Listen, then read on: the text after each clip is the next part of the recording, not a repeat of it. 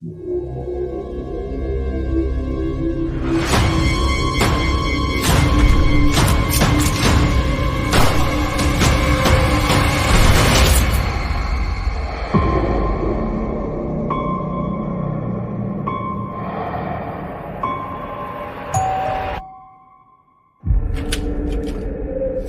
John, thank God. Williams, what the hell are you doing here? Myers. Is he dead?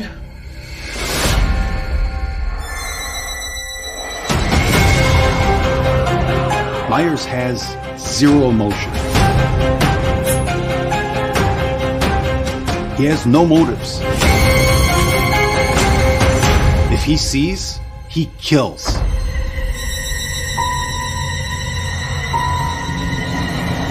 Tell the town to lock their doors. No one in, no one out.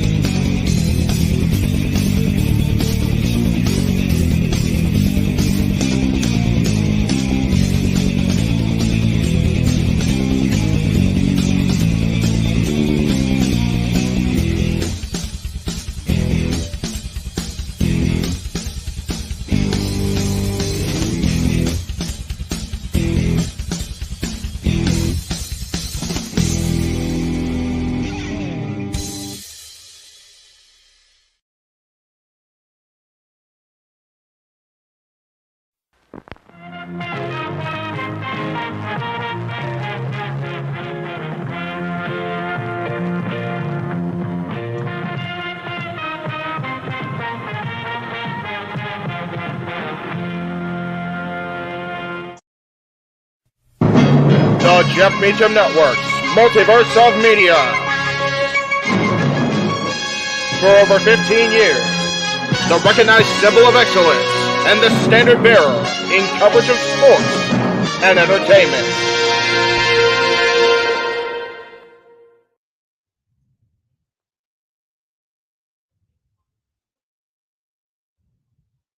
Oh, am I starting? Hi, welcome to SmackDown. Instead of welcome to Jackass, because I'm so last minute, I feel like it's Jackass.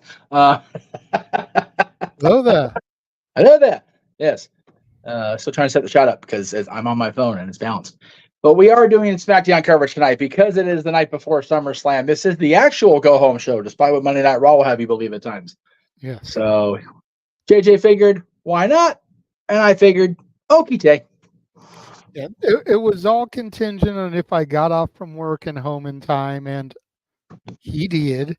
So we do the damn thing, you know. Do the damn thing. We all understand that the East Coast has already seen SmackDown. Walter has very nicely put a post in the chat room. No spoilers. Safet has even played producer and put no spoilers. If the hosts see the spoilers, the band hammer will come out. Yeah, and I'm watching. gotta love Safet, throwing his 2 cents in there as the producer, the co-producer. Yes. But it's good to see Safed in the chat. It's good to see everybody else that's starting to slowly file in. Matt is here. What is going on, good sir? We are doing well. Good day. Just got home from work about an hour ago. Back is a little bit sore from the work that I do, but unless something changes, I don't have to go back for a week. So. Oh wow.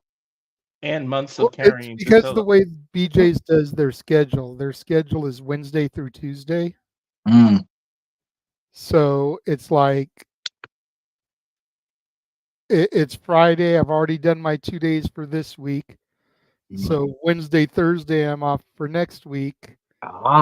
Friday, but I told them when I left, I was like, hey, if y'all need me, holla. Right? Because I need my money. Yeah. And it figures the 1 week we Storm, I'm not Bobby Roode. I don't need beer money, but I do need money. And it figures 1 week, next week, we don't have any special watch-alongs or anything other than the other half of Great American Bash. We don't have hours for you at work either. It's like, God damn, it just figures. But you know what? This is work too. This is true. I know a lot of people are sour on him, but Vince Russo says it in every one of his Thursday thrashings. I'm working, bro. This is my job. The most recent one, he's like, I don't do this for the love of wrestling. And I thought about downloading the video and cutting the for the love of wrestling. Right. That comes back and having that there you go. A loop. There you go. He's like, I don't do this for the love of wrestling. This is my job, bro. Vince Russo, send him all Garnish every day. For me and Jeff and for Greg Cherry and for Aaron Rift, this is a job for us. We are monetized. We make money off of this. That's not why we're here tonight. No. This is not a cash grab like some of the other shows this past week and a half were to make sure we hit our mark. Yes. Which, just so you know, I definitely thanked Arlene immensely for both of us on Simply Predicting. Much appreciated. For helping us get to that mark. Much appreciated. Speaking of Arlene, her brother Emmanuel just popped up in the chat room. Holla if you hear me. Holla, holla. You're going to face The Undertaker. Holla, holla. Pardon my getting up. I'm trying to find my damn remote control so I can actually, watch SmackDown since we're covering it. Damn it. Gonna face The Undertaker. That's Carry on. Eddie Mom said it.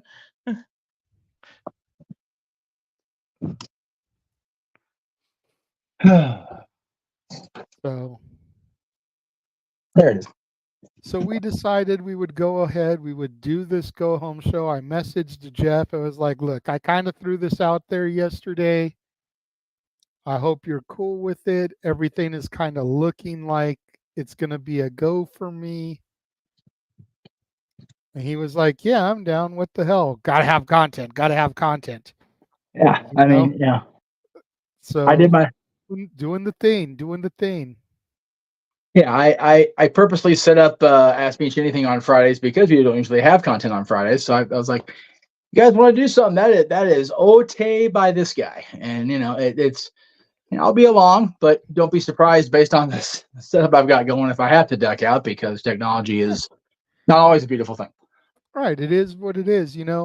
I've honestly been thinking these last few days, ever since somebody, I'll just point, ever since somebody gave me access to their Sling, that there's no reason why Monday and Friday watch-alongs can't be a thing if the card looks like it's going to be good enough and I don't have to go to work. Mm-hmm. Maybe not every week like we're doing NXT and A, the NXT broadcasts and the Impact broadcasts. But, in a few weeks on Friday the 13th, SmackDown is moving to USA, and we've added that to our roster. It's true. We can actually do the East Coast feed while it's live. I've got access now. I mean, hell, if you got it and we've got willing audience and talent, shit, why not? Monday is going to be the fallout of SummerSlam as we head towards the Bash to Berlin. And you have a wonderful Reason lead-in. we can't do that. Mhm. You know what I mean? So I'm all about it. Maybe it's just me. I'm not going to speak for Walter, and I definitely am not going to speak for Jeff, who's had to be the producer for most of these things. Yeah. But I've really enjoyed these daily watch-alongs for the weekly product, specifically NXT Dynamite and Impact. And I'm all about doing more of it. I'm pretty sure that the fans are all about joining us and tuning in. We just, not to sound public as access, but we just need to see the support because, again, this is a job for us. Mhm. So if it's something you want to see us keep doing, we need to see that super chats come in. At least a few of them. We're not Yes. expecting everybody to dump money out like they do for karaoke nights. But a few bucks here, a few bucks there, just shows us that y'all are watching and y'all appreciate it. Exactly. Speaking of appreciation, now that we've rambled for almost 15 minutes, let's kind of talk about what we're going to see tonight, at least briefly. Everyone's favorite social media megastar is going to get a homecoming this evening. We're going to have a confrontation with our main event for SummerSlam, Solo Sikoa and Cody Rhodes. And we've got not one, but two tag team title matches tonight as Jade Cargill and Bianca Belair look to reclaim the throne from the unholy union, Alba Fire and Isla Dawn. And DIY, Tommaso Ciampa and Johnny Gargano, Cleveland's own Johnny Gargano, look to successfully defend their titles against the bootleg bloodline, Tama Tonga and Jacob Fatu. Unfortunately for all parties involved, I have a feeling both tag titles are going to change hands tonight. My question is this, and like I said, my signal is being what it's being. So like I said, I will very likely have to duck before we go, but it is what it is. But since I might have to bounce, WWE is conducting a 3-hour kickoff tomorrow. We're not doing that shit, by the way. We're going to be on at 6, like we've been advertising for over a month. Yeah, 1 hour. 6 p.m. Eastern, 3 Pacific. We'll get our shit in an hour, okay? We will Brian Cage the hell out of that. But with 3 hours lead-in time, plus today's kickoff that they had out there at the stadium, or wherever the hell it was. Plus tonight's SmackDown. Are you telling me you couldn't have those tag team title matches even during that pre-show? As you mentioned earlier to me, us privately, Bianca's not going to be on SummerSlam now for the first time since her rise started. Okay, that makes sense. Jade Cargill, who they're allegedly trying to really get the machine behind, not on pay-per-view tomorrow or PLA tomorrow. Yeah, the Alba first and Isla, big four that she's missed because she debuted at the Rumble, had the 6-woman at Mania. Yep. And now she's not on SummerSlam. Yep.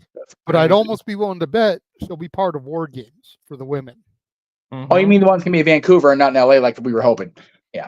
Like I told you on Ask Me Anything, those mother Canuckers need something. They ain't got no Stanley Cups. Okay, well, I have 2 Stanley Cups, and I still want to see War Games again in person. God damn it! You know how many people are from Cleveland? You couldn't get a set of Miz hosting. You couldn't put him on the pre-show with some kind of match. You couldn't get Johnny Gargano this title shot in front of his home crowd. You couldn't get. Why not do a 4-team match? Have the Awesome Truth in a bid to get the tag titles back. Seriously. And have 8-Town Down Under on there Yeah. trying to get the titles back. Yeah. Have the bootleg bloodline, have DIY. Yeah. My thing was with the men's tag titles, this man's family lost their business in Cleveland this last month. Mm-hmm. Throw him a freaking PLE bone here. Oh, and we don't trust this bloodline enough to put him in a tag title match, but we'll throw the dude in the main event. Huh? Just makes no sense to me. 3 hours of airtime. We don't need that. Okay. My thought process is this. And again, I have not been able to sit down and watch Raw or SmackDown in months.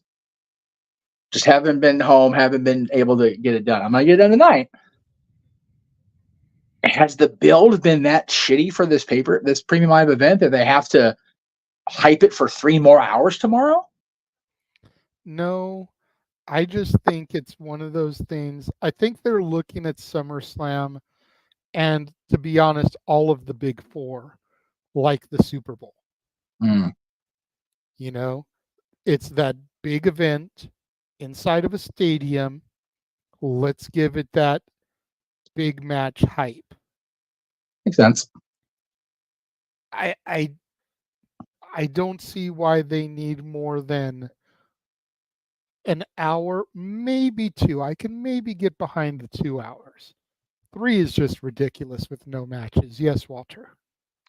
Not only do you not have Bianca at SummerSlam, but you could have made that up. Didn't she lose to Becky in 10 seconds at a SummerSlam? You couldn't make that back up to her? Now you just removed it? And then she lost to Io in under a minute last year when she cashed in Money in the Bank. Yep. Yeah, because she won it back. Yeah. Yeah. Bianca beat Charlotte and Asuka, and then Io cashed in. Yeah. Even though she's been on SummerSlam cards since her rise, SummerSlam's not been very kind to Bianca Belair, so maybe it's better if she's not on the card. But especially if they win tonight. She's been united with Jade. She's been on another role here. That's on. But if they win tonight, then maybe luck smile on her not having her on the card tomorrow. SummerSlam doesn't seem to be a very lucky night for the EST. I can't remember her nickname. God, I haven't watched too long. The EST. Wow. With our luck, we're talking all this crap, and they're gonna impromptu add something an hour before the show starts. We don't know. Yeah, God, don't Tony Khan it on us, man. We need to be ready for tomorrow. No. This is Papa H. At most, he'll add one more match. Make it an even 8. That's true. 2 matches per hour. Show starts at 4, goes to 8, a 4-hour show. We have our signature, gentlemen. At least I do. I was going to say, now I've got mine. Then, now. As long as you guys are synced up, that's the important thing. Forever.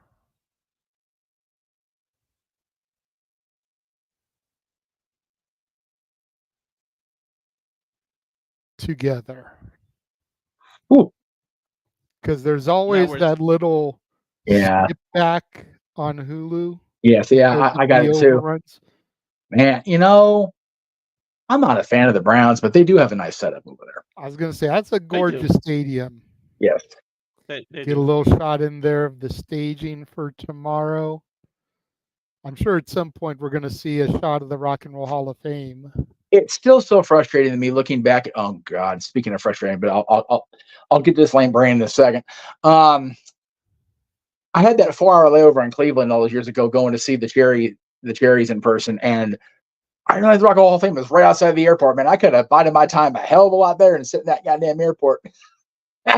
Jeff, right there. Jeff, Logan Paul has arrived. That's why I said I'll deal with this knucklehead in a minute, and there he is. Shaking the hand of Nick Aldis. That's it, shaking hands and kissing babies while he's picking on people who don't deserve it. Shit. I don't know about you guys, but that sounds pretty political. Oh God, yeah. Well, he has to be. After the turmoil, the controversy he stirred up in the last 24 hours. I mean, if he wasn't already going to lose the belt, I think he kind of solidified it with those comments. Because how does WWE look by keeping the belt on him after that? Right. I like this graphic they're using to promote the matches. That's decent. God, I am so torn here. Like, I love my girls Bianca and Jade, but Alba and Isla were my NXT. Right? I know they were NXT UK beforehand, but Yeah. I saw them in the 2.0 and the white and Yes. gold or the call up to the main roster. It's like I've kind of ridden with those girls for a minute, but Yeah. wrestling has more than one royal family. Kicking the show off with the American Nightmare, Cody Rhodes. I'm gonna ride with somebody for a while. God, Jay, me and the Rhodes. Right? Us and the Rhodes. That's valid. That's valid. At Me least and it's a Dusty confrontation. going back to RVD's 5-star comics. Cody At least multiple times at SummerSlam Access. Dustin at Access. The then Eden Styles. Yeah. Brandy at Access. Yep. The only member of the quote-unquote Rhodes family that I never got to meet, but Jeff got to interview, was Terry Runnels, of course, the former wife of Goldust. Yeah, it's been pretty cool. Getting a cool ride. I got to interview Dusty, of course, legendarily, unfortunately now infamously, I guess now. But Dustin during Booker's podcast thing after No Mercy 2017. This gentleman walking down the ring, even briefly, wasn't really an interview, was a meet and greet, but we captured for posterity on video. Allegedly got No DQ unblocked as a result of wearing the hat, and Cody acknowledging it. Cody unblocked No DQ later that night, from what I understand. So you're welcome, Nice. Aaron. As you mentioned, Terry meeting Brandy at Access. Now, see, the graphics on here look fine. I don't know why they translated so poopy. I think it's because they're motion like this, and I tried to screenshot it as best as I could. Ah, okay. And I said, it wasn't your fault. It just came off. Well, guys, at least this is the confrontation, not a contract signing. Well, if it's even the confrontation, it may just be Cody talking right now. Yeah. We're just going for what we got. Yeah, this is just the only image we have for tonight with Cody on it, so that's why it's up, everybody. Yeah, I'm legit surprised. You mentioned Logan, being the U.S. champion and having prime, with all of the controversy that he has stirred up about the Olympics and the fact that WWE is such a tight partner with NBC Universal on the Olympics. You would think they would just be like, yeah, okay, yeah, we're not gonna use his branding until we figure out exactly how far deep he stepped in it. But there you see the Prime logo right at Cody's feet. So what do I know? And tomorrow it'll not just be the Prime logo, sir. Oh, I know. Also be the Wingstop logo. Oh, I know this. Wingstop though hasn't. Not everybody knew that. You can just play along. Well, okay, fine.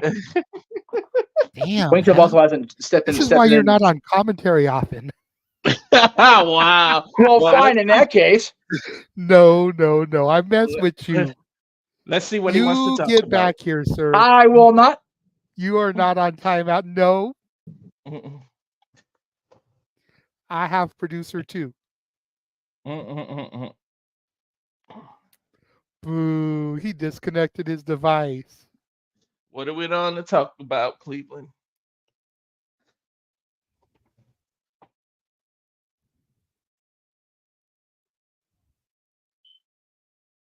Look at that. Look at that, JJ. He changed it. Calling out Solo. Went from what to who?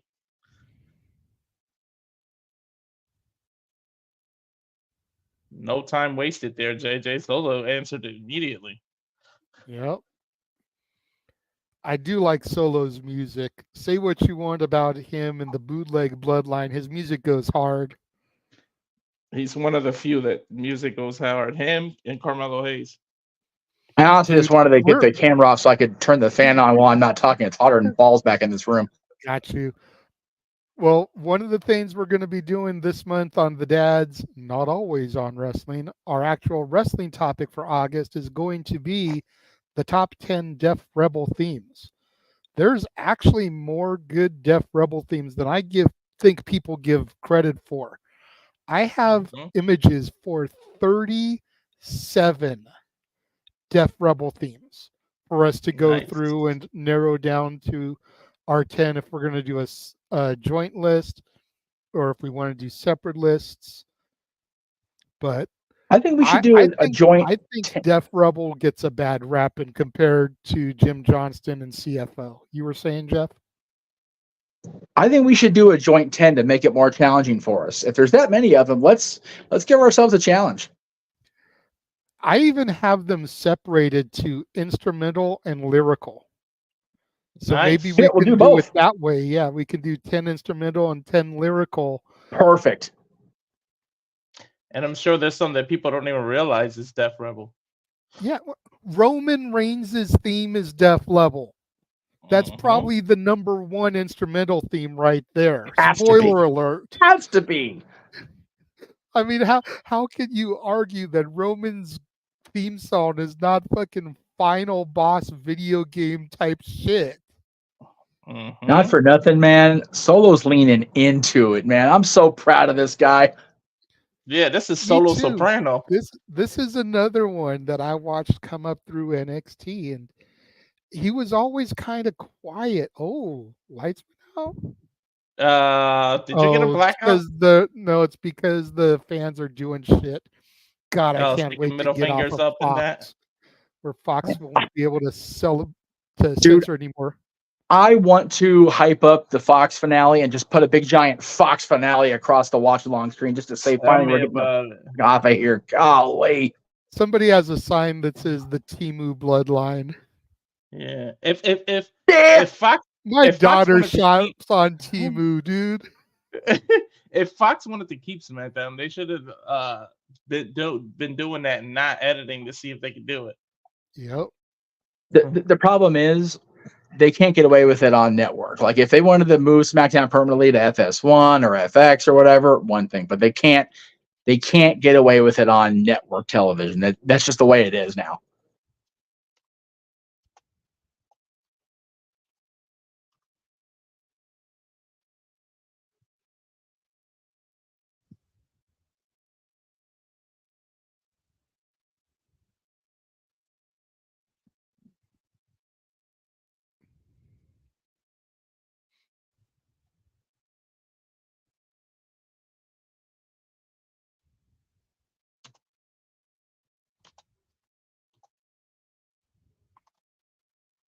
Damn.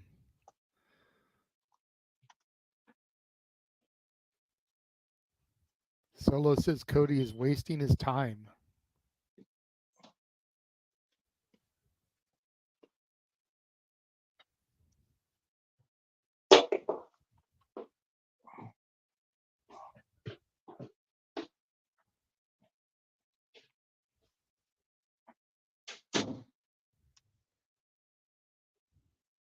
Cody getting fired up. This is the part of the American Nightmare that I love to see.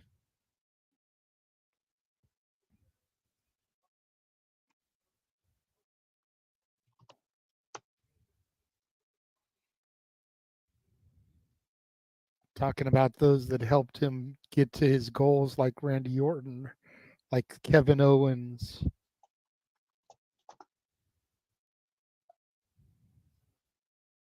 If I lose at SummerSlam, I can't repay that debt that they paid.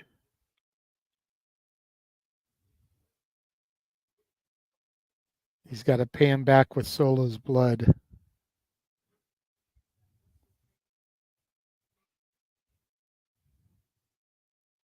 Well, just name dropped Roman. That can't be on accident.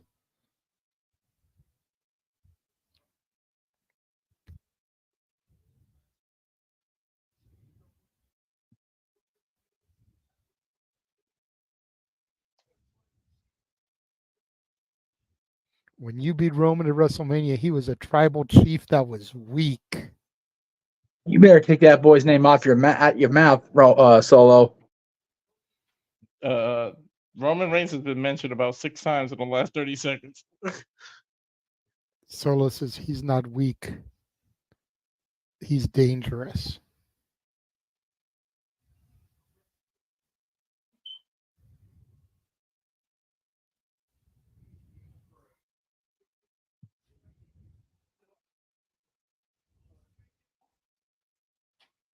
Now the crowd's whatting him. The way he's holding the microphone is very Rock-esque. Oh, Yeah, it is. here comes the Samoan werewolf through the crowd. And of course, Cody with no backup as the bootleg bloodline, took out Kevin Owens a couple of weeks ago. Here comes Tama Tonga.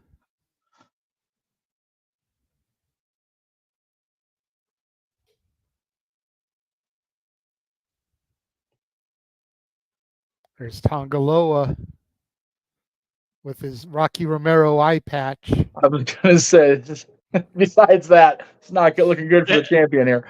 He looks like a James Bond villain.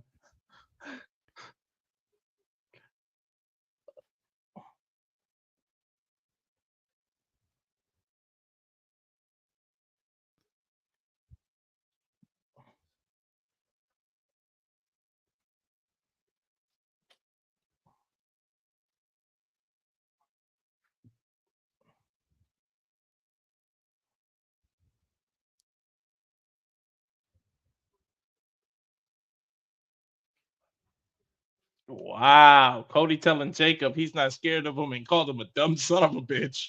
At least he admitted it was dumb of him to say it. Yeah. Cody grew a set lately. Cody's always had him. Oh, yeah. Oh, yeah. And Rose Boy's got cojones for days. You know it.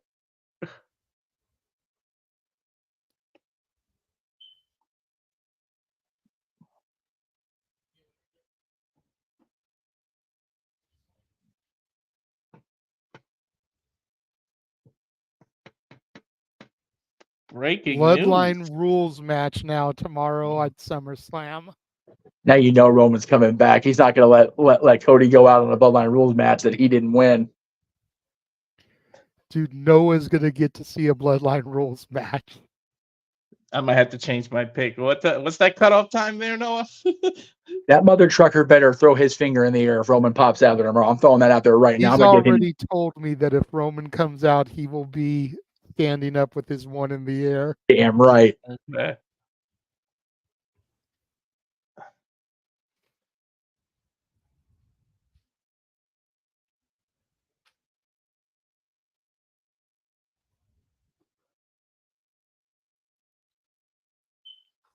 Solo letting Cody Rhodes know that tomorrow that belt's going to come back to the Bloodline.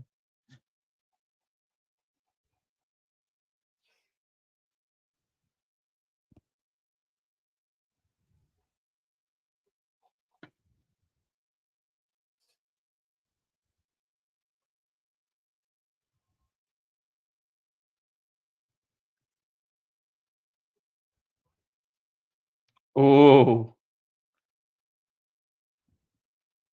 Damn. Cheap shot. Cody calling Since Solo the a tribal wannabe. chief isn't here, I'll settle for the wannabe. Damn. Shots fired there, Jeff.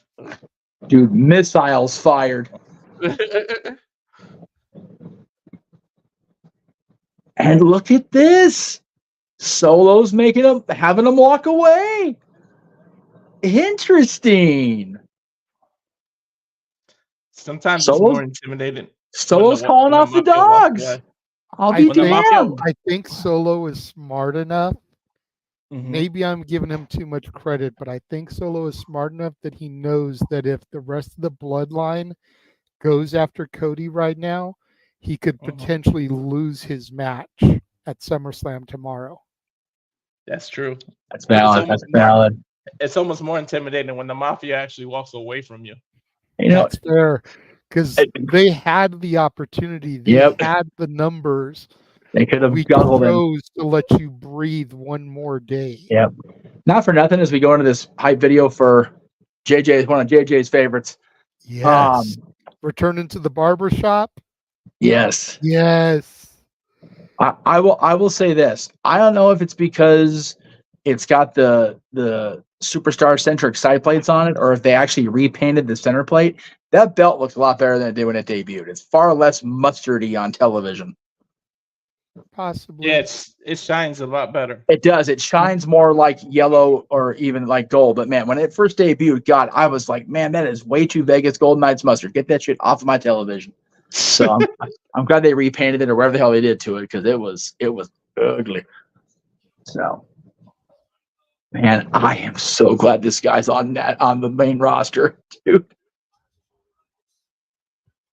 Mm-hmm. They need to push him to the moon and not Cameron Grimes style where he leaves after 3 months. For real. And for those not watching, we're just talking love about that Carmelo Hayes. Yeah, I just love that he's gone back to his roots at the barber shop there. I just brought up how hard hitting his song is, and here it goes.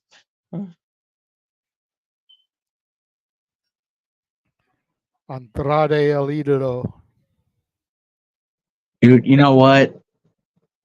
I know you're not her biggest fan, Jay, but Andrade's wife, Charlotte Flair, her social posts about her rehab and her recovery, and when they bring her back to television when she's ready, if they have her and him together as a couple or a team or whatever you want to call it, man, the pop is going to be redonkulous because absence. In Charlotte's case, it seems like absence made the heart grow fonder because all I'm seeing is positive feedback on her on social for right now. So until she comes back and immediately gets inserted into the title picture, then. But that's the thing. That's what I'm saying. If they put her with Andrade instead, or they keep her on that proverbial tight leash, that will be only to her benefit. If they have her face, Bailey or Nia or even Tiffany, if she's already cashed in at that point or whatever, it'll be detrimental. Also, I want to point out because I saw it in the little logos there in the lower third during the promo with Solo and Cody. They are fixated on having that star logo be around the SummerSlam logo. Like they will not get off of that shit. Even when they've had the SummerSlam, like they still have, they gotta have a star. They've had that consistently for over 15 years now. Going back to what you said, you guys think they will actually have the call is to make them a power couple and just put it out there? The problem is that if they do them as a couple, they've got a feud against couples.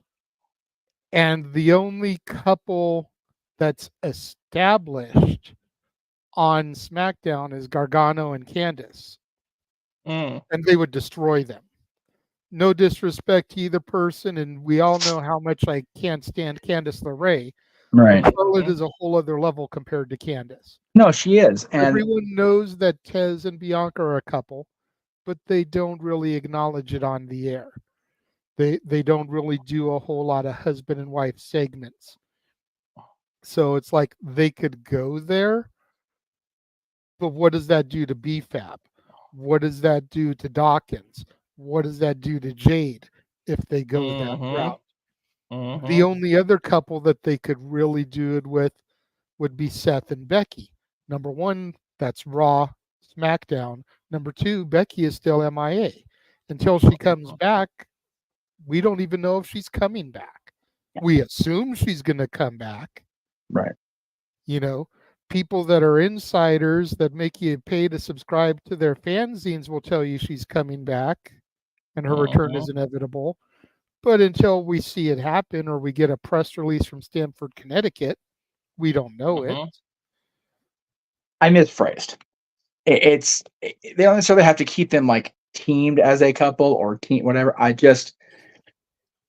What I was saying was don't put Charlotte right back in that main event or, world title picture. At this point, she's still young enough. She's still healthy enough once she gets rehab where she doesn't need to rush into quote unquote passing the 16 mark. If you count NXT, she's already got it. Agreed. The $1 million question becomes how confident is Paul, Triple H, that Nia or Bailey is going to be someone that draws ratings, especially with the move to USA being just a little over a month away. Well, that's where Tiffany comes in. She's the ace in the hole. Very true. They need to hold off on Tiffany. I said it on Simply Predicting. They need to hold off on Tiffany until Mania. Yeah. Mhm. Let her have that moment that the men have had now twice with a female cashing in on the biggest stage that there is. I mean, I'm okay with Hell that yeah. there, obviously.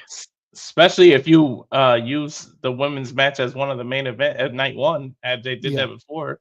The way I kind of fantasy booked it on Simply Predicting was have Nia win tomorrow, have Charlotte win maybe Royal Rumble, and then have Tiffany cash in on whomever, Charlotte or whoever faces Charlotte and dethrones her at Mania. I think Tiffany cashing in on Charlotte would be freaking amazing for her career. I was going to say, the princess dethrone the queen. Yeah, if Charlotte is the champion going into Mania, I will applaud if Tiffany cashes in on her, because that's how much I believe in Tiffany Stratton. Like, I would be 100% okay with that. JJCQ, you always sing this song on the way. Yep. Another Death Rebel track, Mello's theme.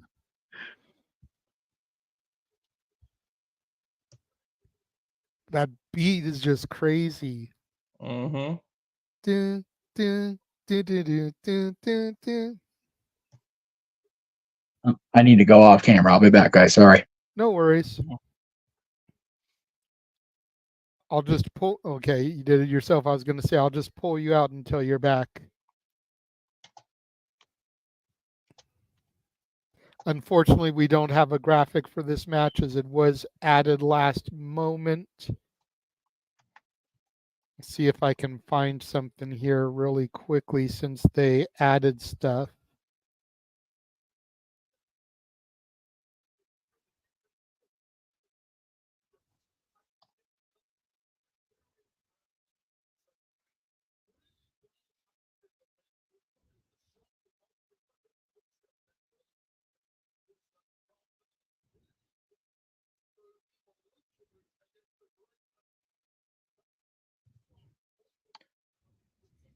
This isn't the first time that Carmelo has faced Andrade either. Nope. And Andrade has a victory over him. This could very well be one of those feuds that defines the new era of SmackDown. Exactly. Because Andrade, while he is an experienced vet, is looking to reestablish himself ever since coming back to WWE. And Melo's looking to make a name for himself since coming up to the main roster. Jessica Carr, our referee for this match. Melo's got Andrade back to the corner. But Andrade not giving up here. Andrade seems to be using his size to his advantage, already trying to weigh Carmelo down. Oh yeah, Andrade definitely with the size and weight advantage here. Look how easily he backs Carmelo into a corner. But you got to remember, Melo has played with big boys before. Melo's gone up against Braun Breaker. Melo dethroned Braun Breaker for the NXT World Heavyweight Championship. Andrade really has nothing in comparison to Braun. Ooh, nice up and over. And then on top of that, Braun went a couple of rounds with Ilya Dragunov, another hard-hitting individual. Gorgeous drop kick by Andrade, taking Melo down. Melo being smart, rolling to the outside of the ring. Melo showing his own veteran instincts by rolling out. Well, again, when you've got Shawn Michaels as one of your teachers, it's hard to not pick up some veteran instinct. Exactly. Small package. Not even a 2 count. Jessica Carr was out of position. It took her a minute to get into the right position there, I think. Yeah, that might have Of course, cost Tuesday Carmelo we'll be back here across the Multiverse of Media with Night 2 of the Great American Bash. Carmelo buying himself some time, rolled out of the ring as we go to a commercial break. Hold on, let me go to the thing. Fuck television. Jeff's got that thing up here. Boom. As Noah would say. So while we go to commercial, we can backtrack what we said about now. Would Charlotte, not that you would be downgrading into that, but would she work as Andrade's mouthpiece since we know his English isn't the best? See, I don't know. Like, for me, I feel like Andrade speaks English well enough that he can get his message across. Yeah. And I feel like maybe it comes off as a little bit more passionate if somebody struggles a little bit with the language that isn't their first language. Because you see how much they're trying to get their point across. So it comes off just that little bit more passionate. I feel like Charlotte being added to the presentation of Andrade would make it all about Charlotte and less about Andrade. And that's what I'm afraid of.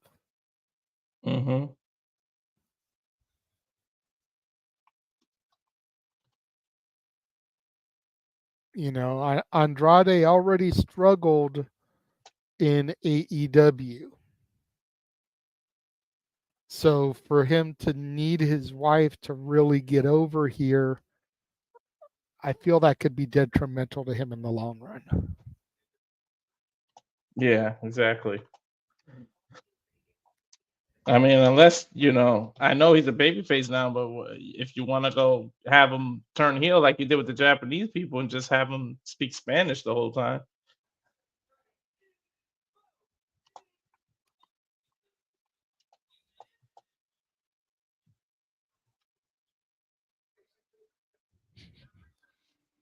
God, some of these commercials are horrid. I wish they were at least giving us like picture in picture so we could keep talking about the action. We know the match is going on.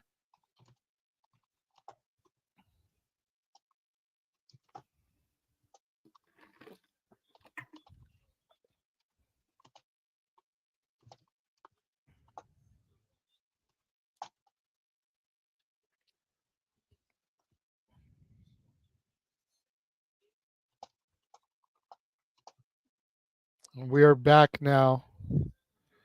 Andrade on the outside looks like he's been kind of taken down by Mello. Mello just rolled to the outside, throwing Andrade in the steel stairs. Andrade holding, looks like his left knee there.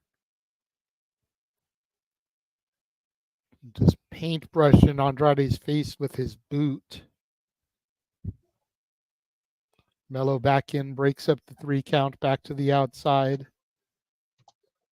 Throwing Andrade into the ring here.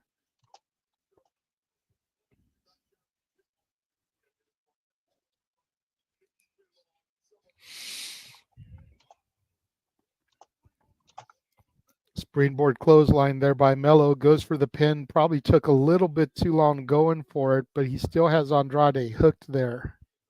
Yeah, Andrade able to get the right shoulder up. To everyone watching, I apologize if I sound a little bit flat here. I'm not normally play-by-play guy, so I'm trying to do the best that I can. Oh, God, that's and I'm usually the backseat guy, so I'm trying to let you. Yeah, both of us are usually color guy. Yeah. So I'm trying to step into the play-by-play role since this is WWE. None of us can give the adrenaline boost that Noah Foster usually does. Exactly. So Andrade we do apologize. Andrade trying to rebound here. A couple of gut punches to Mello. Mello still has wrist control, though.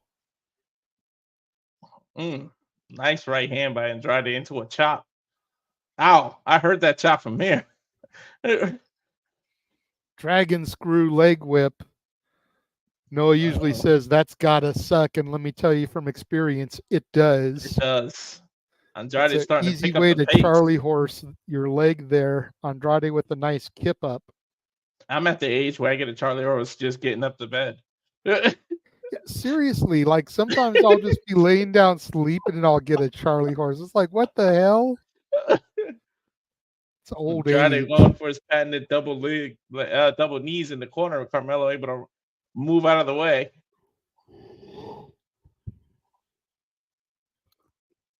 Ooh.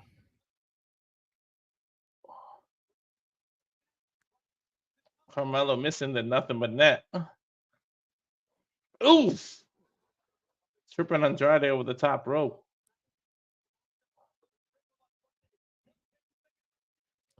Ooh, that was a nice innovative maneuver there. Melo using the middle rope as some leverage to help suplex Andrade over the top there.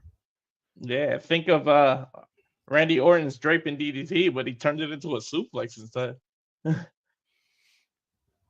I hope that's part of his repertoire from now on. That was a pretty cool looking move. It was.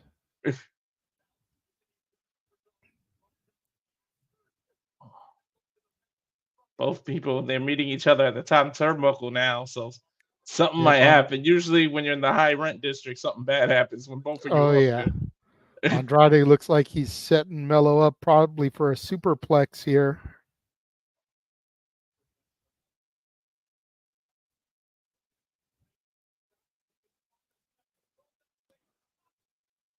Avalanche suplex there from the top rope. Both men down. Melo writhing in pain. Andrade clutching his back, but Andrade can't get to the pinfall here. And we're going to another fucking commercial. Television. We might have to go into our own commercial. Not a bad idea there, Walter. Let me see if I can scroll down here. Let's show everybody what's coming up on open mic night as far as our specials go here.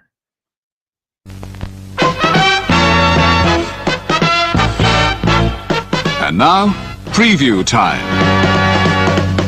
So let's take a look at what's coming your way.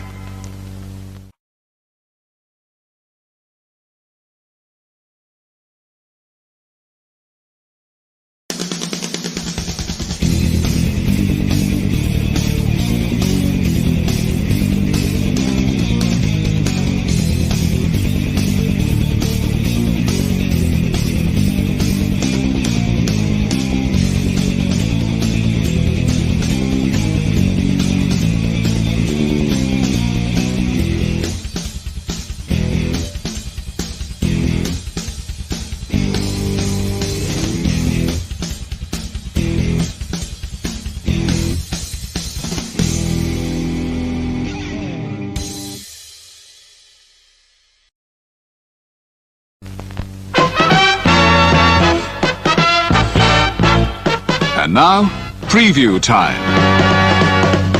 So let's take a look at what's coming your way.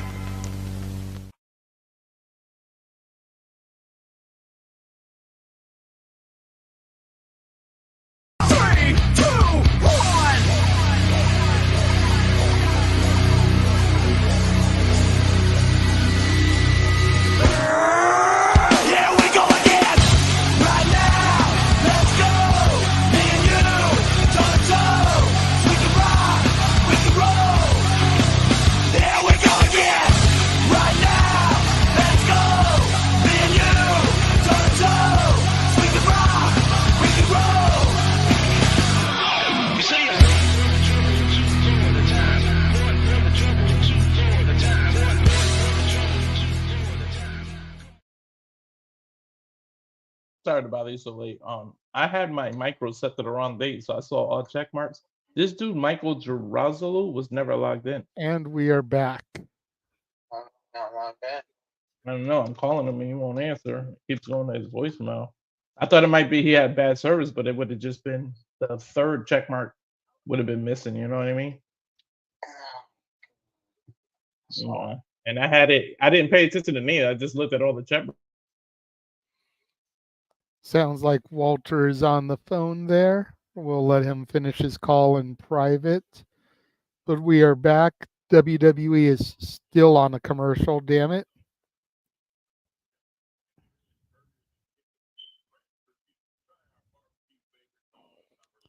Yes, Sorry. Safed. Open Sorry mic about that. night is going to be very interesting tomorrow. That was also chewing food. I didn't want to do that on Oh, it's camera. all good, bro. We are back. Match still going on. Both men trading punches. Center of the ring here.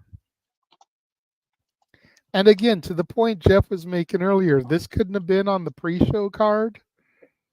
Exactly. You've made this match a good almost 20 minutes, 2 commercial breaks. You couldn't have given the fans in attendance this.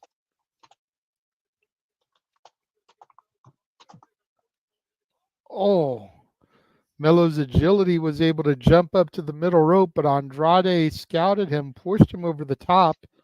Andrade now moonsault from the middle rope to the outside, chucking Melo back into the ring here. And Andrade is feeling it. He's ready for something here. No, he's trying to work the crowd up to get the crowd behind him. I think he's going to go for that double knee thing he does in the corner. Beautiful up and over Hurricane Rana by Melo. Deep hook, only a 2 count though. Man, look at his chest. Look at Melo's chest from those chops from Andrade. Reminds you of Daniel Bryan with the meat, the meaty chest.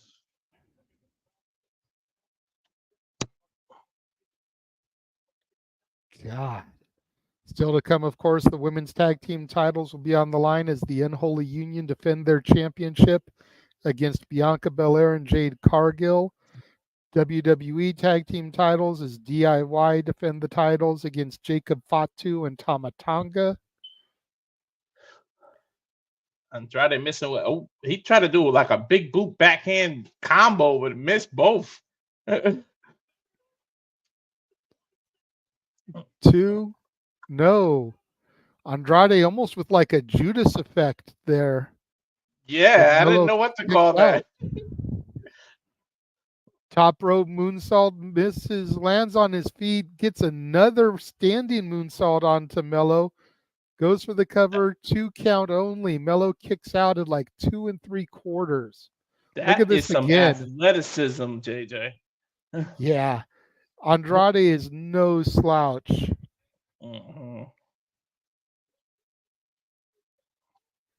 I'm so glad they brought him back.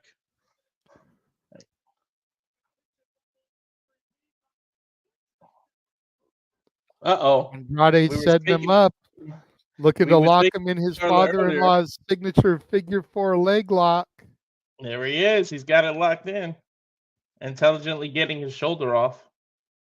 Is he going to pull his wife and hit that bridge for the figure 8? Melo using his strength. He crawls to the rope there. Gets the rope break.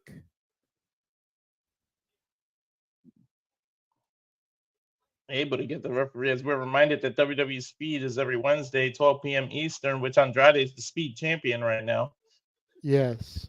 Starting a brand new tournament as of this week to see who's going to challenge Andrade. Axiom from NXT was a part of it, but he lost his match. So going to be interesting to see with the tag titles on the line this week for the Great American Bash, how the mindset is here. Nathan Frazier's been kind of opposed to Axiom being in it. Whoa, what kind of unique cover was this that Andrade got? Don't know, but it was effective. Andrade able to get the 3 count here and defeat Melo once again. Andrade used his weight to his advantage, locking the legs, locking the shoulders, and got that cover. Melo's got to be wondering if he truly is him anymore with all these L's he's been eating. Who knows if that would send him into looking for some help. Backstage, we've got Santos Escobar, Electra Lopez, Berto, the entire Legado del Fantasma. I gotta say, I like Santos's shirt. It looks like an old, like 60s tie-dye, like something you'd see from the Grateful Dead or Pink Floyd. The logo almost looks like what UFC is using for the Noche September 14th. Their special for the Mexican Independence Day. I love this new camera work, by the way, where they show people backstage and then follow them into their entrance. Mm-hmm.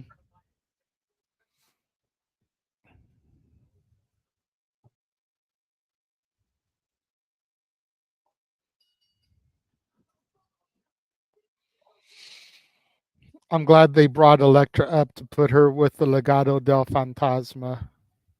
Yeah, it made a lot of sense. I mean, to be honest, she wasn't really doing much in NXT. She'd have a match every now and again.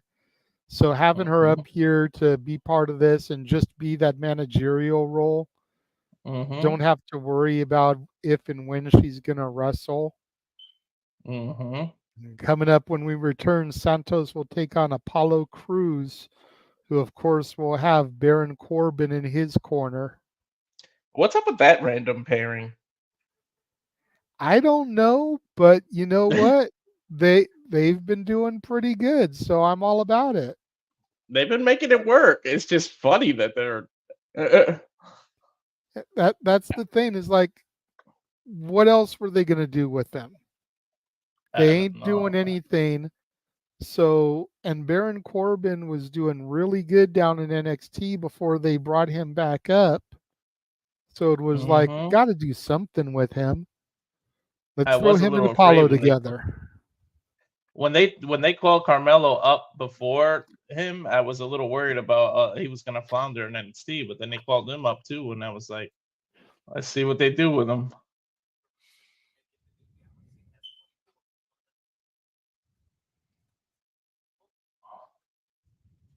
But that Baron Corbin, and Braun Breaker team was that was an awesome team, man.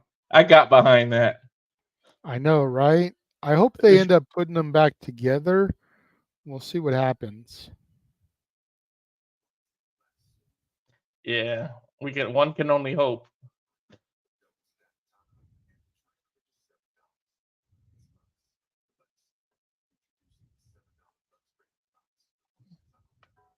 These I see why Noah says fuck television. These damn commercials every few months. Yeah, I know. Like, I get it to a certain extent, but at least Raw, NXT, and Dynamite give you picture-in-picture. So we only get this. We only get these full commercials occasionally because we've still got the picture-in-picture when there's action happening. Yeah, it makes me curious what's going to happen with the Netflix, right? You got to figure there's going to be no commercials. I don't know. One would think, but Netflix got to make their money back that they spent on WWE. They might need some advertising, maybe like one or two other Netflix shows, but not full-on commercials. You know what I mean? Yeah.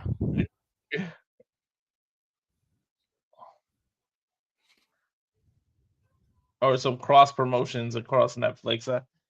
I just hopefully they let them go back to MA, TV 14, whatever they can do, and we don't get these stupid blackouts, stern middle fingers from the audience. Yes. I get censoring the speech from the wrestler themselves, but how are you going to censor the crowd? Don't know. Uh-oh. Bossman is back, and he's got the hoodie icon. That means that he's mad. We are not confused by what's happening outside of the screen, but it is what it is. Is he mad at technology right now? No. Wow. My inability to use it properly where I'm at. Yes. Oh, okay. Some cool merchandise there inside the store. Apollo Crews now in the ring. Another match we don't have a graphic for. But, they can't put any of these matches we don't have graphics for on the 3-hour pre-show. Exactly. Nope. Apollo Crews, and I don't know if he's doing it on purpose. Got like Bret Hart attire. With Baron Corbin? What the hell have I missed? Apollo Crews and Baron Corbin are a tag team now, apparently. Yeah. Match underway. Santos Escobar just stomping the hell out of Apollo Crews. Is Baron just full on babyface now? What the hell? Yeah. He kind of has been ever since the team with Braun Breaker. Wow. Cruz really looked like he stole something out of Bret Hart's closet. Right? Well, I mean, you think about SummerSlam, you think about the Bret Hart and Davey Boy Smith match in London, you think about Owen Hart and Austin. You know, the Harts and SummerSlam definitely are defining characters, if you will. Mm-hmm. Santos with a rising insecurity out of the corner. Santos with the cover only gets a 1 on Apollo Crews. I always loved that SummerSlam.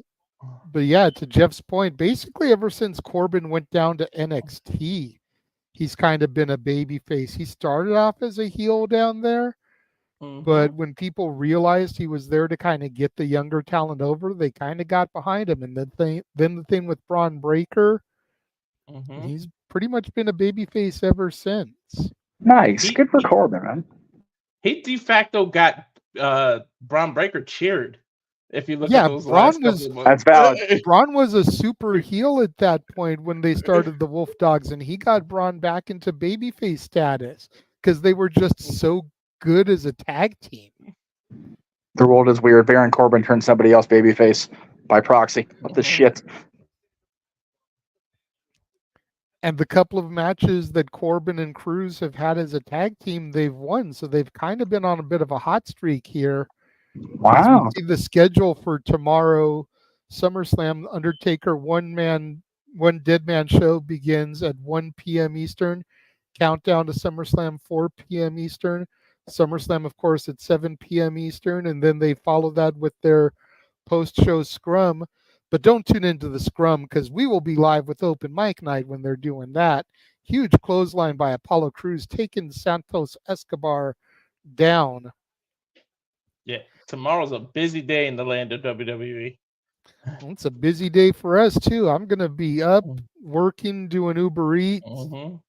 Then I'll be home between 2 and 3 West Coast time so that I can get set up for the show tomorrow. And gonna do from 3 o'clock until probably at least midnight live streaming. So huge gorilla press there by Crews, dropping Santos, standing moonsault.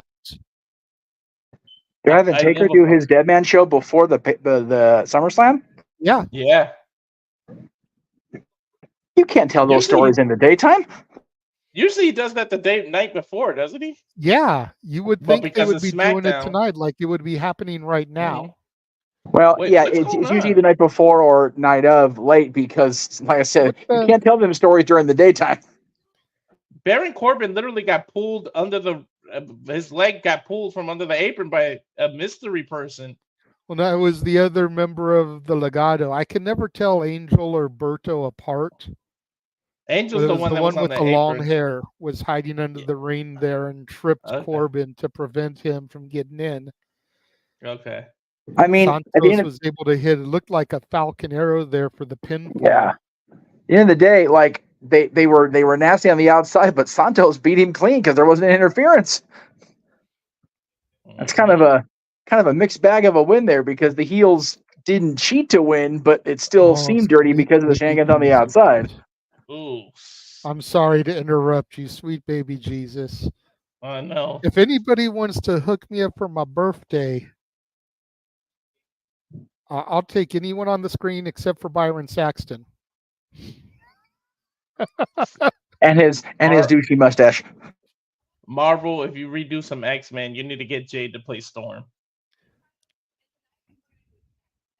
I think Halle Berry would approve of that.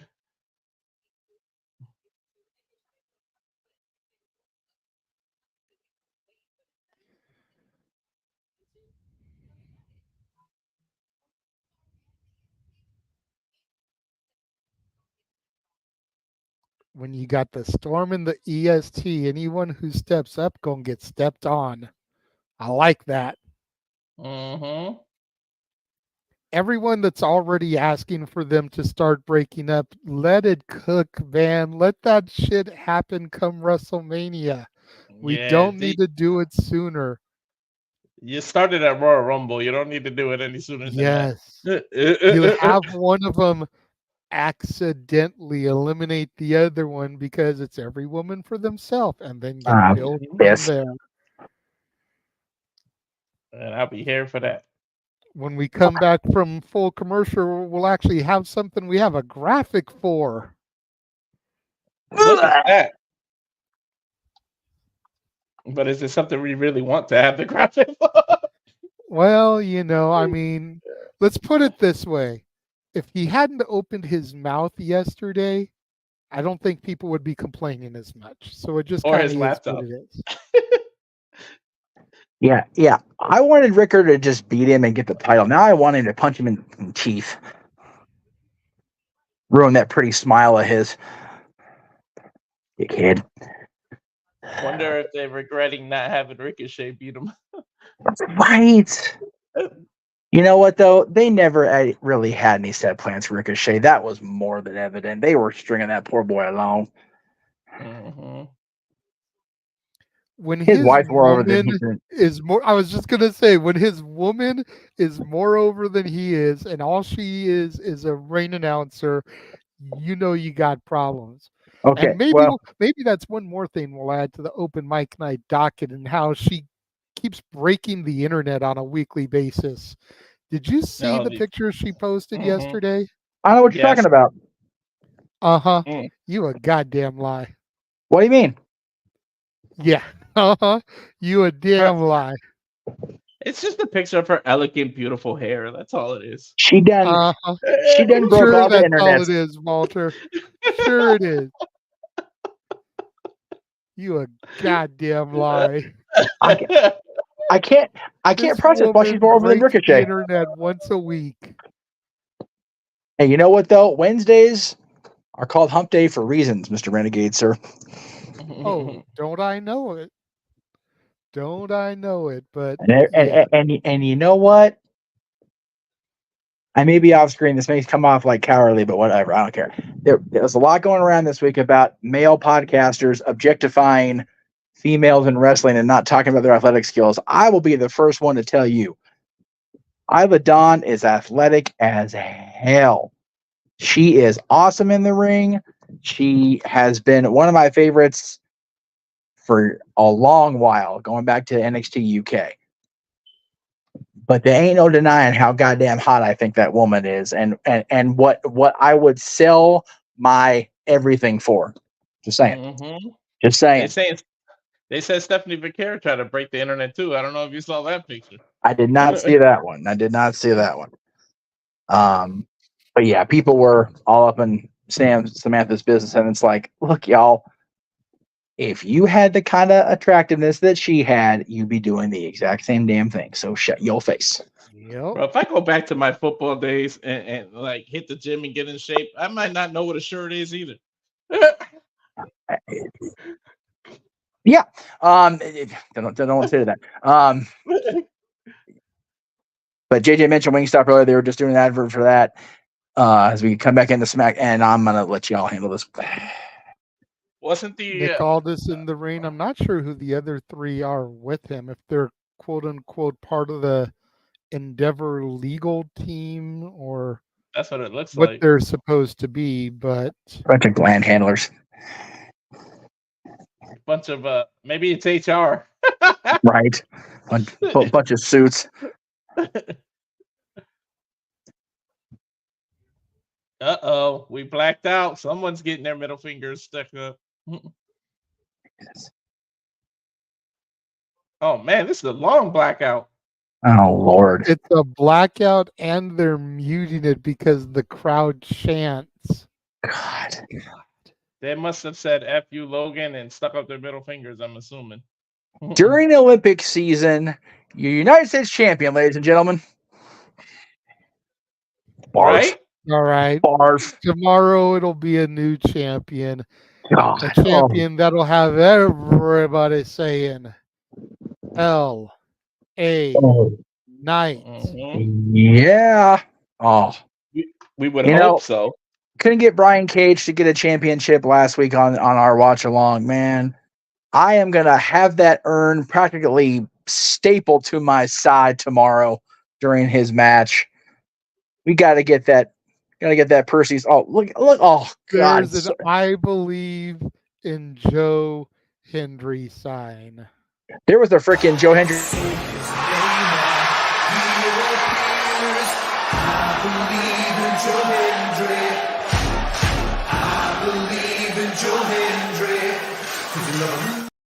Sorry, we You said his mentioned name. him, and there it is. Exactly.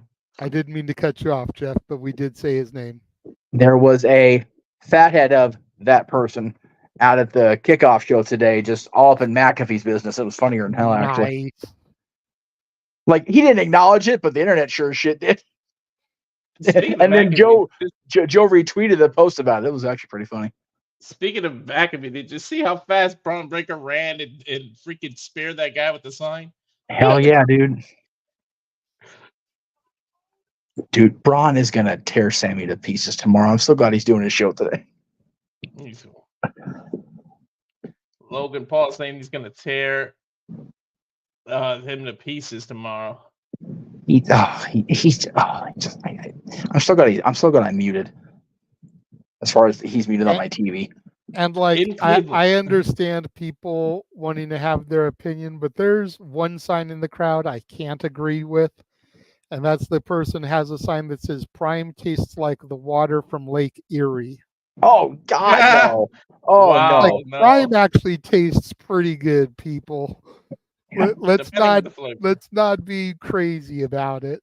No. Prime tastes like Lake Erie. Prime tastes like the tears of Logan Paul's dreams of actually doing anything successful, as long as he keeps his damn typing fingers active and his mouth open. Twitter fingers need to stop. He does, dude. These people need to get off the Twix, man. It's like they're addicted to the candy. Like, no, get away from it. They all need publicists that like handle their accounts for them. You would think he would have a publicist as long as he's been in the public eye, this person, and all the shit he stirred up. You would think he would be better about it or have somebody be better about it for him. The reason LA Knight has a lot of fans is because you guys can relate to him. A bunch of tryhards that don't succeed. Oh, dude, suck my dick from the back, Logan. Oh, my God. Shut up with that. Oh, he's so bad. And again, we're biased. We've seen Ricker come up, you and I, Jay. I can't even, like... Jesus. Oh, my God. Damn. He's like, I've had 2 title defenses in 273 days, but that's more title defenses than LA Knight will ever have. It's valid what he's saying. I got to give a shout out to the fan in the back there with the Ricky Wild Thing Vaughn jersey from Major League. Hell yeah, man. They're in Cleveland.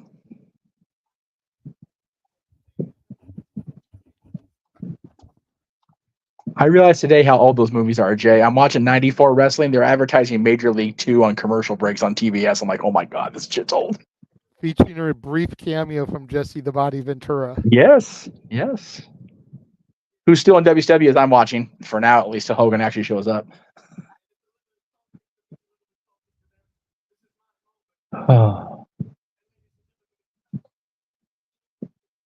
This is my moment.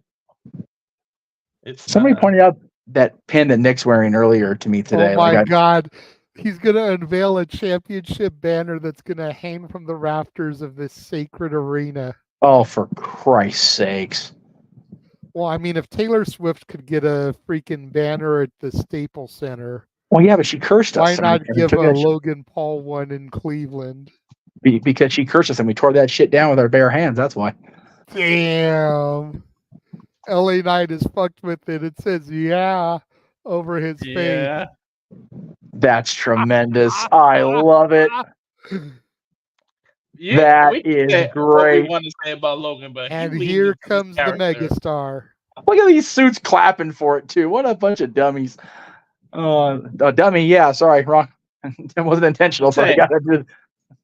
Logan's doing his job, though. He's getting us to hate him. So I know. Like right now, he's doing his job. Yesterday and this morning on Twix, not so much. Let's see what LA Knight has to say. See, in separating the man and the performer, I don't hate the performer. I'm not too happy with what the man did. But right now, we need to quiet down so the megastar can talk to us. Mm-hmm.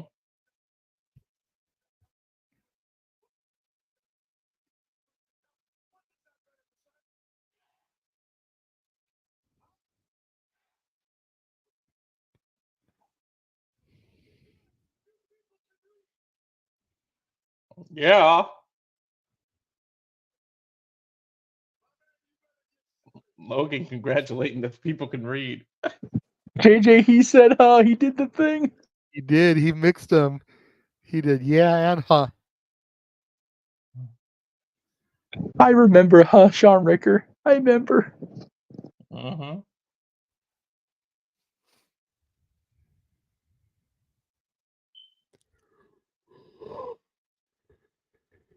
I wonder if if the WWE would have the balls to like acknowledge what he did and see if LA Knight said something.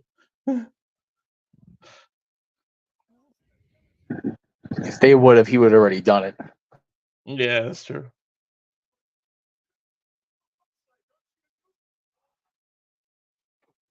Damn, he called out Logan, saying best thing to happen from Cleveland. He's from Westlake. Mm-hmm. And he lives in Puerto Rico now. And to be fair, Miz isn't from Cleveland proper either. Mm-hmm. Dolph Ziggler isn't exactly from Cleveland either. I think Gargano actually is, but I could be wrong on that too. LA Knight going to the back to get him another banner. I love the new camera style, man. I know.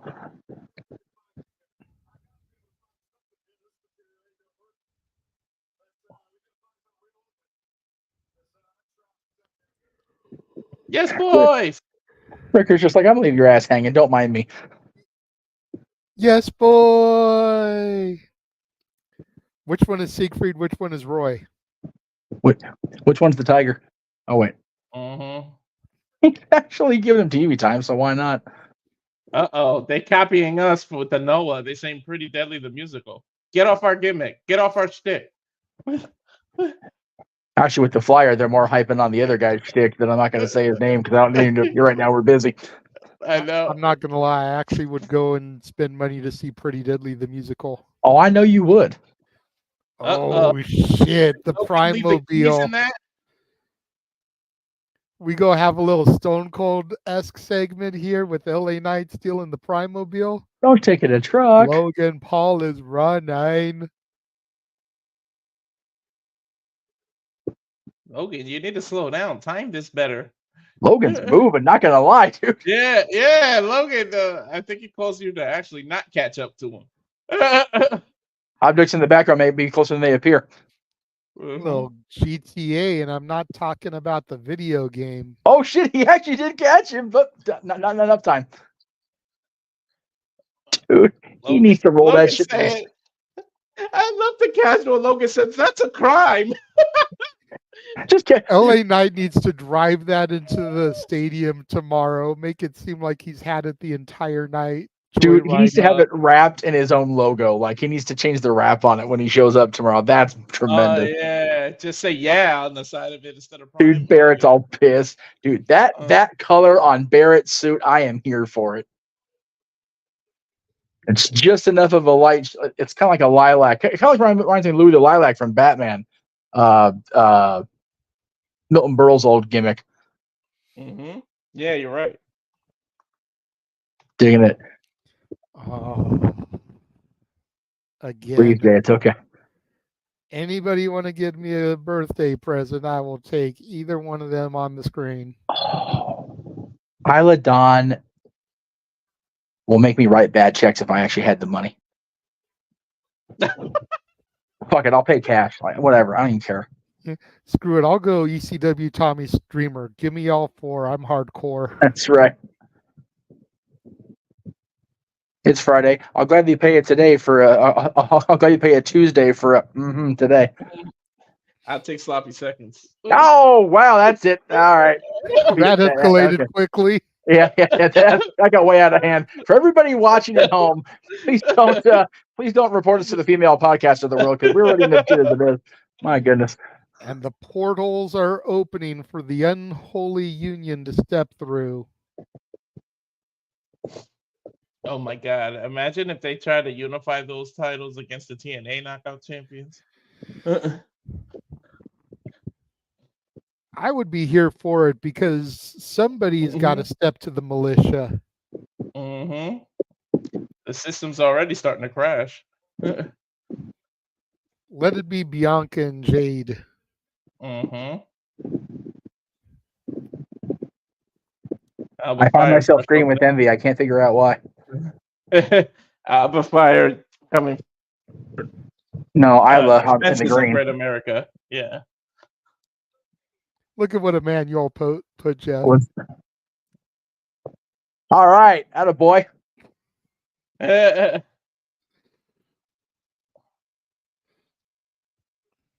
that case, let me go find my checkbook. I'll be right back. Right. So I'm gonna get a wire to Cleveland. I'll be there in an hour. I think it'd take a little bit longer than an hour for you to get Cleveland, bro. Dude, if they're covering my debt, I will get the jumbo jet. I will get the freaking. It'll take you an hour just to get to LAX from your house. Then it'll take you about another 2.5 hours to get through security. Then you got to wait on your flight because you'll probably be at least another 2 hours before your flight takes off. Why are you actually analyzing my fantasy? What are you doing? Right? What are you because doing? I'm just trying to help you make sense of it, bro. I'm not saying you can't be there before showtime tomorrow. Dude, I'm not saying that you can't be there in the wee hours of the morning, but you ain't making it there in an hour, bro.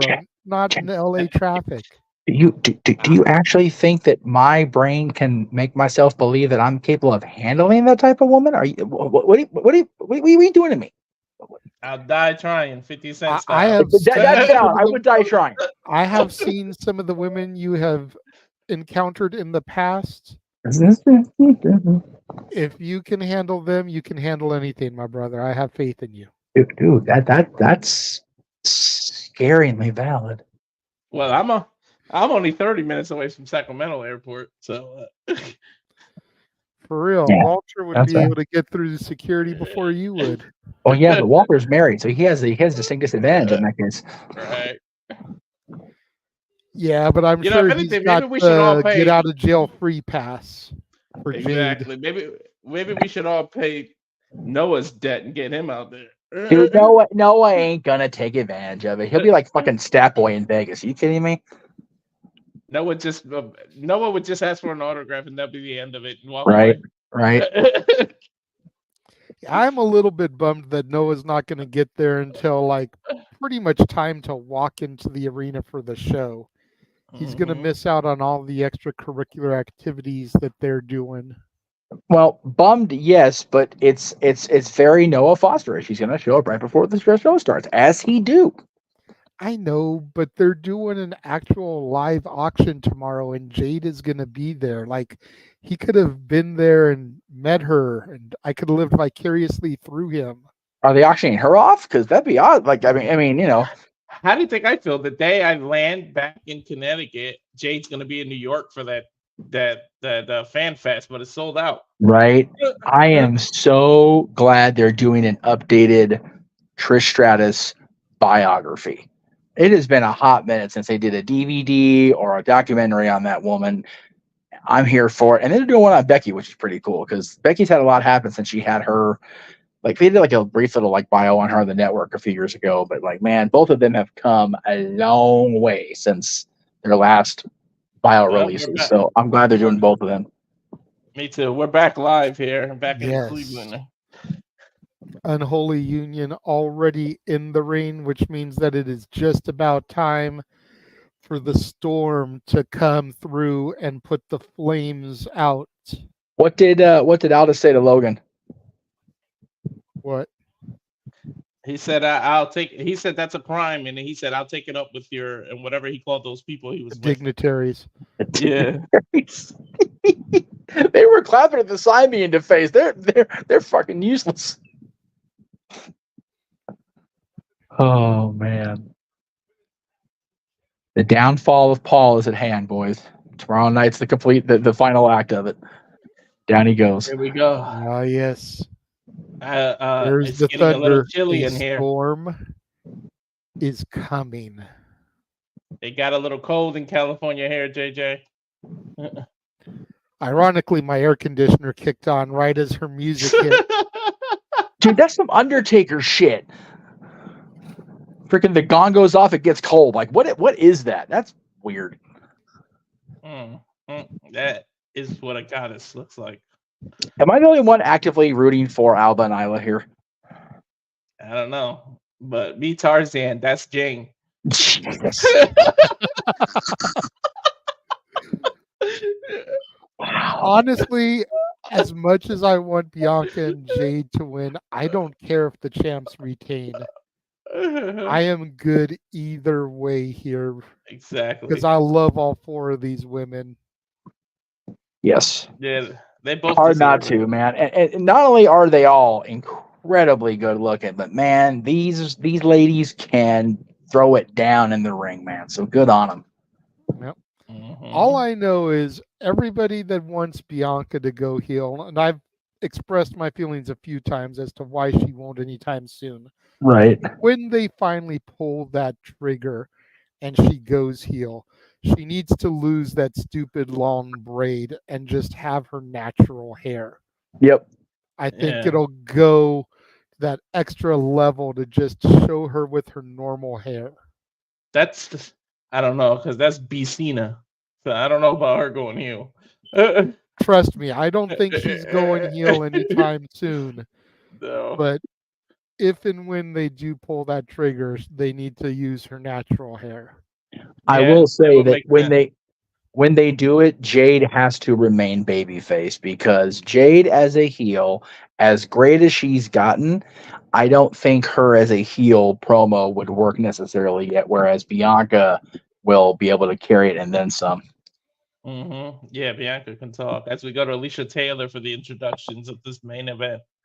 I was going to ask you guys, this is the main event of the start of hour 2. We still got a men's tag team title match to go. This is my main event. We still got 45 minutes. This is probably the semi-main. Yeah. Well, they're considering probably you got going to give these women a good 20 minutes, and then the main event probably a good 20 minutes. I was going to ask you guys about that. What do you think of the changeover, the turnover in announcers? You've got Alicia here on SmackDown now and Mike Rome down NXT. My problem with Alicia is she tries too hard to be Samantha. Yes. Same thing. Yep. Yeah. In fact, every woman ring announcer except for Jade Chun tries to be Samantha. Exactly. Yeah, and I have a problem with that only because not every male announcer tried to do their style like Howard Finkel. Like, they all have their own unique distinction. Tony Chimmel with his introductions of the Johns and of Edge. Justin Roberts with, his intros now on AEW and formerly in WWE. But yeah, it's like, I don't know why the women can't or don't seem to want to find their own identity when they're ring announcing. It's We're like when already everybody tried to seeing be some sheer dominance here between the Storm and the EST. Bell hasn't even run yet. Had a double team fall away slam and kip up. Now It's the like bell back rings, and it looks like it's going to be Isla and Jade starting things off. Careful, It's Isla. like back in the day, Jeff. Everybody tried to be Howard Finkel for a little bit. Well, no, but that's what I'm saying. They didn't. They all had their own unique style. Stinger splash from Jade. I was just gonna say Stinger splash. Nice backbreaker onto Isla Dawn. You guys are way ahead of me all of a sudden. I was Double ahead of you leg guys. cover, 2 count only. Anybody else shocked that they didn't actually come up with a name for this team? So Bianca and It's the Storm and the EST. Yeah. They're the stormiest. Tag from Jade to Bianca. Isla up in the corner. Bianca just stomp in Isla's midsection. Jesus. Bianca's setting her up, going for a vertical suplex, but Alba Fire coming in, trying to double team suplex Bianca, not having it. Jaden with the save. Jade and reminds Bianca me. just kind of giving each other a look. What do we got going on here? It looks like a instinct pump Jade slam. has Alba Fire. Bianca has Isla Dawn. Double team gorilla press here. In stereo, just dropping them. Jesus. I don't know about you. And they flex in the middle of the ring as we're probably going to go to a commercial here. Damn it. Her outfit reminds me of Vixen from the DC, from Justice League. Oh, yeah, Vixen isn't one I'm very familiar with. It would definitely be in. It would definitely be in her wheelhouse to have that kind of outfit. She's big into the DC and Marvel. Google it, you'll see. It looks exactly like that, but it was Green Lantern's girlfriend when Hawk Girl and him broke up. Oh, okay. Yeah, that's definitely beyond my knowledge, my wheelhouse. Yeah,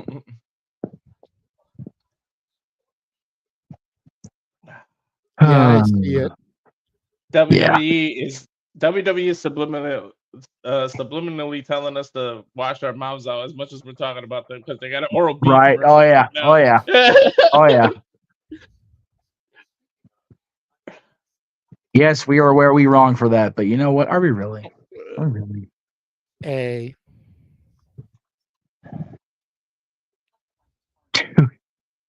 Not for nothing. Ted Danson has really leaned into his elder statesman role on television ever since the good place. Hey, these Emu commercials crack me up. I'm not gonna lie. They always do the first time they air, but at the 20th, it's like, okay, can we do something else different, guys? This is a fairly new one, at least. There's an elevator. You're right.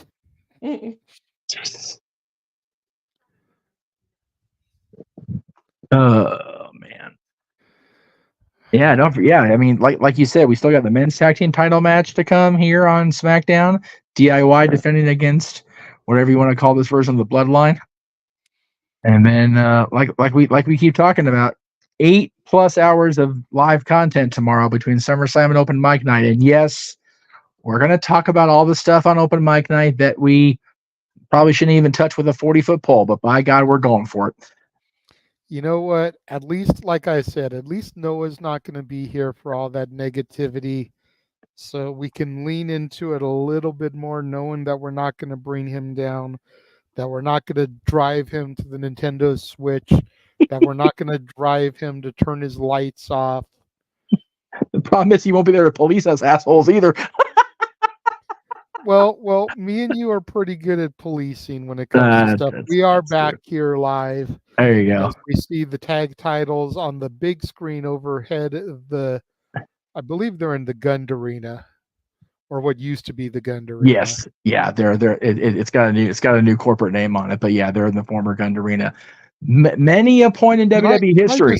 I apologize for cutting you off, but can I say thank you, cameraman, for that angle of Jade Cargill as Alba Fire's trying to drag her back in the corner?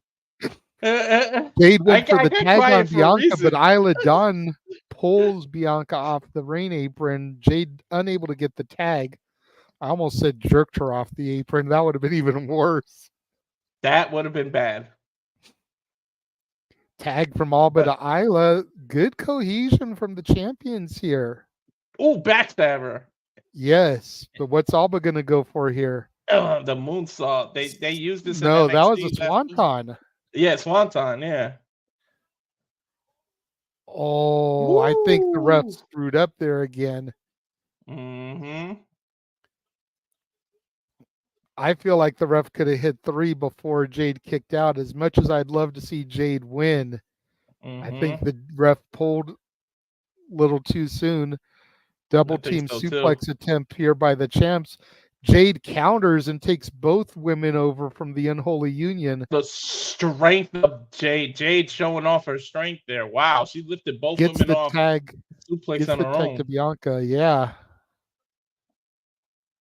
Huge flying cross body from Bianca Belair, taking down the Unholy Union. Shoulder tackle. Beautiful side kick. Well, drop kick, but she usually hits them with just one foot. Yep, single leg drop kick. Mhm. God, the strength of the EST marching Albafire along around the ring before dropping her with that suplex. These two might legit are the strongest two women on the main roster in WWE. Especially for their size, because you could argue Nia is right up there, but she's bigger as well. Exactly. So you expect that strength from someone like Nia, somebody like Piper. Bianca with the 10 punches in the corner, but it looks like she might be getting set up for a power. But nope, they pulled her down by Alba's the braid. got the braid.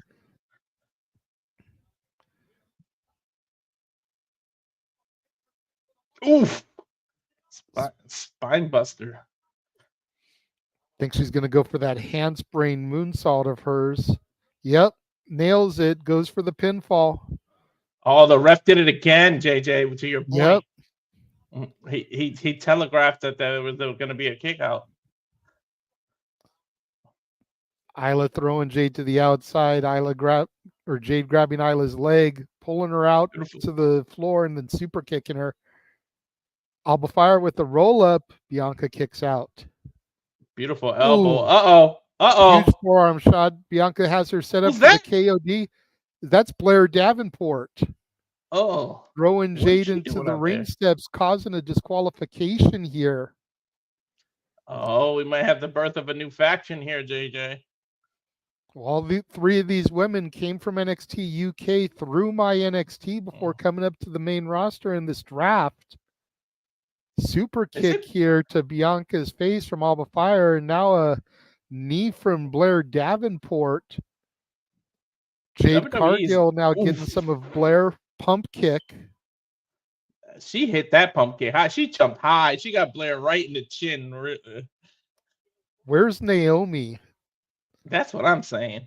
Because Naomi has been a running buddy of Bianca and Jade. Bianca's still out, as all three of these women just gain up on Jade.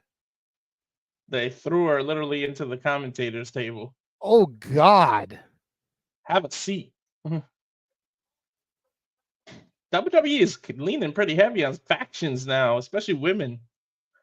I'm here for it, though. Me too.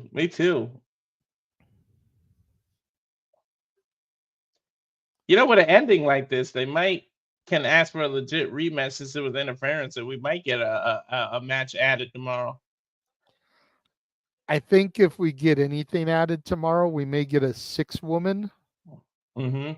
We may get those three against Jade, Bianca, and a partner.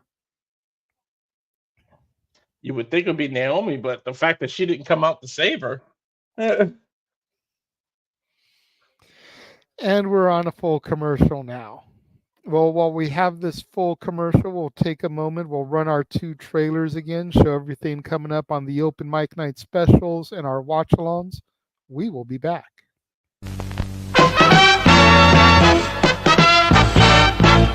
And now, preview time. So let's take a look at what's coming your way.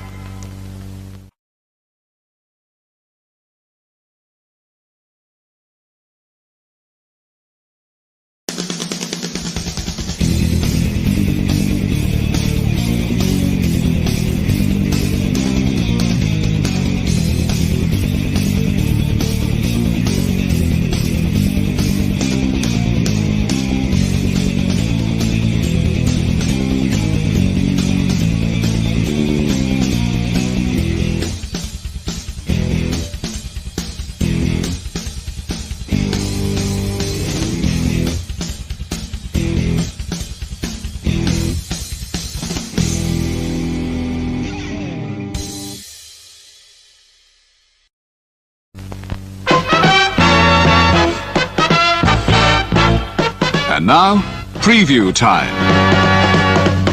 So let's take a look at what's coming your way.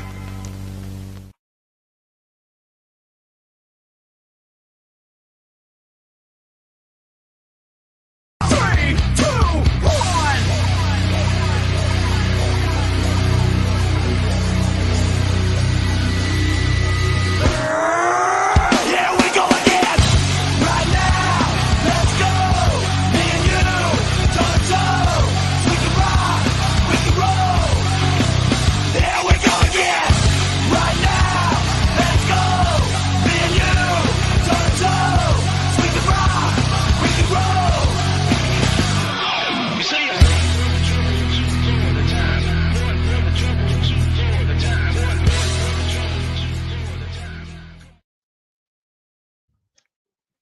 Well, in And honor of we are Noah, back. all the wrestling, all the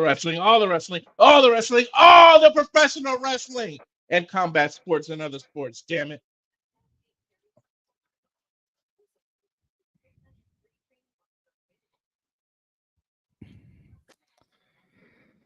And we did that. We're still not all full commercial people. There's no picture in picture right now. I know. WWE with their long commercials. This is when I can get behind Noah and his F television and everything, because sometimes it's a little bit ridiculous. I wouldn't mind a blizzard right now, Right? though. Dude, the 76 station that's like right here next to my apartment has like a Thrifty's ice cream station inside it, and they make milkshakes. Every now and again, man. I'll go in there and I'll give me a strawberry cheesecake milkshake when we don't have ice cream here. We are back, though, at the Rocket Mortgage Field House. I guess that's the name of the new arena that was formerly the Gund Arena.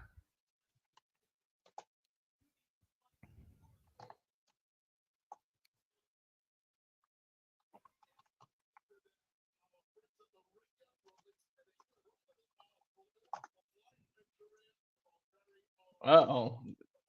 They're talking about Michael Cole and some kind of deep dive in from the ringer. Yep, how Michael Cole got over. He's called 23 WrestleManias.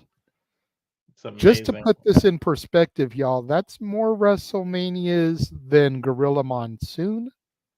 And I do believe that's more WrestleManias than Jerry Lawler and JR. I think so. So the fact that Michael Cole has been involved and called 23 WrestleManias really kind of makes him the voice of a generation. Exactly. And tomorrow, apparently, Jelly Roll will be performing. Guess I'm going to have to go to the bakery store and buy me a Jelly Roll that I can eat during his performance. That might be when Noah goes to the bathroom. That's fair. And it's official. Bloodline rules tomorrow for the Undisputed Championship. Gotta wonder who's going to come, just like WrestleMania, who's going to come and help Cody. Of course, we got the grudge match between between CM Punk and Drew McIntyre, with Seth Rollins as our referee. Punk's first one-on-one match since getting injured at the Rumble, first televised one-on-one match since his return to WWE. The Women's World Championship, of course, will be on the line as Mommy looks to get back on top and dethrone the faker Liv Morgan.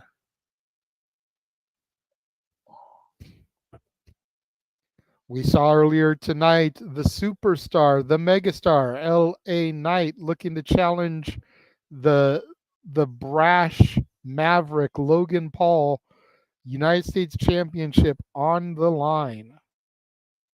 I think we're going to what happened earlier, what I referred to earlier here on the ESPN on Pat McAfee's show.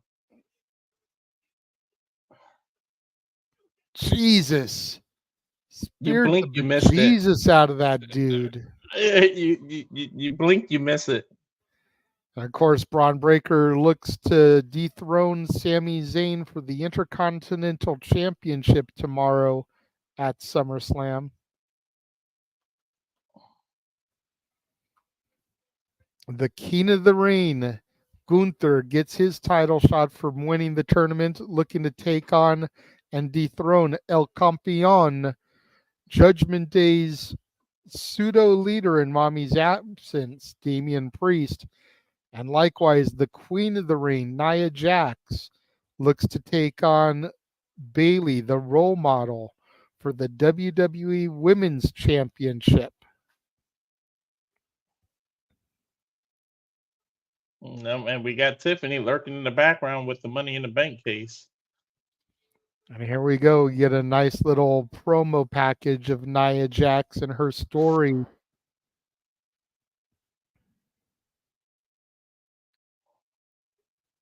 Showing her career highlights where she's a former Raw Women's Champion.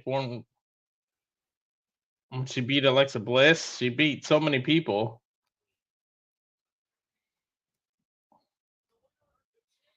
I like Bailey, don't get me wrong, but I am really looking forward to seeing Nia silence the haters and dethrone the role model tomorrow. You and me both. I'm a huge. I was always the Nia fan out of everybody here. I praised her when it wasn't cool because I didn't see what other people see. Nia finally getting her just due.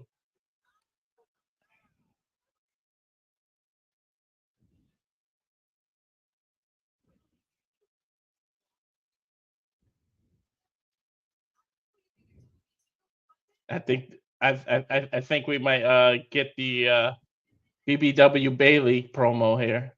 Yep.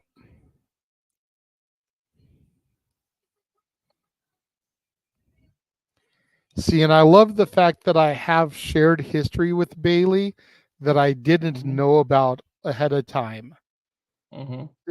Back in 2005, my daughter's mom and I went up to Newark, California to Big Time Wrestling, not far from where you are right now, for a fan fest and got to meet a bunch of legends. Here's me and her posing with the Iron Sheik.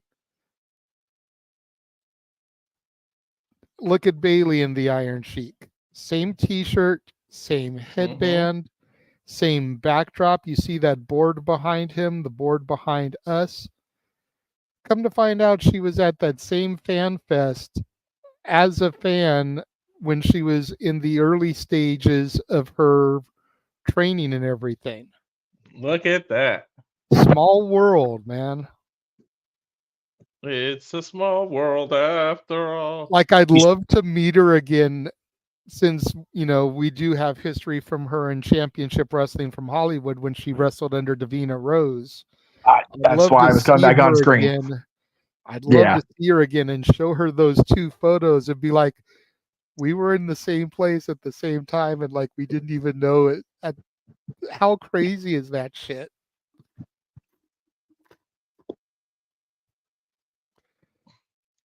And the fact that Bailey got to call her reckless.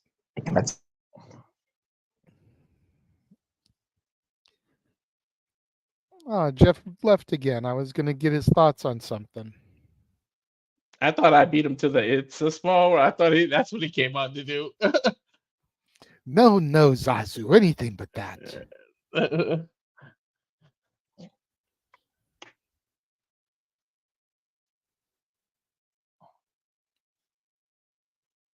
He keeps getting called away. And there's Tiffy backstage. Very sad. Oh, a surprise. Is this the new briefcase? And there's the briefcase. Beautiful pink. That suits Tiff.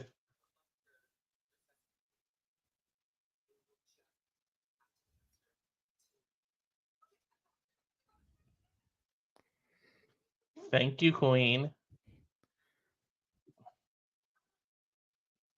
Did Nia just sign her own? Piper Niven and Chelsea Green. Oh, you said it right. Of course, gotta say it right. I love the disdain on Piper's face. Like she's not secretly a little bit jealous. But I love it. Her briefcase has a strap so she can wear it like a purse. Yeah, I thought she would do that. But did Nia Jax just sign her own death warrant, giving her the present that she can use against her?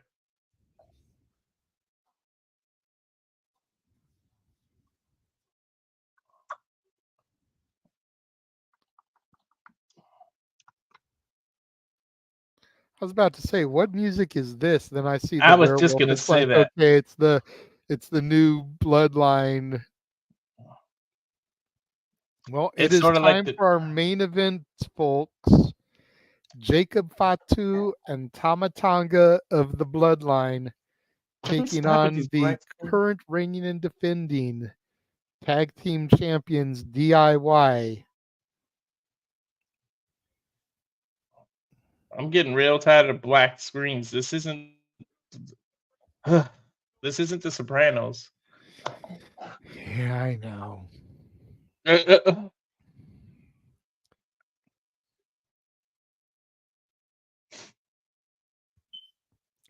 Can Downside of network television, man. exactly Another Can the month and a bootleg- half, September 13th. That'll come before you know it. Well, can this bootleg bloodline get the momentum right before SummerSlam and win the tag titles?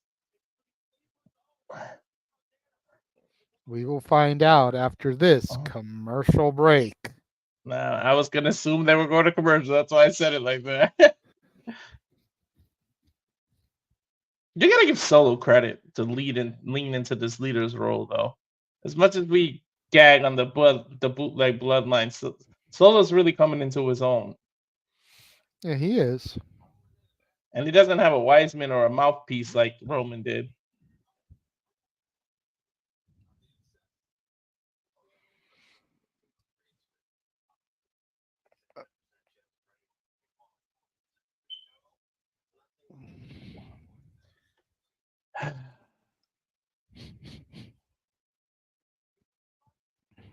How many commercials can they go to? How many of the same commercial? You know? We can pretty much at this point guess what the next commercial is going to be and be like 50% right.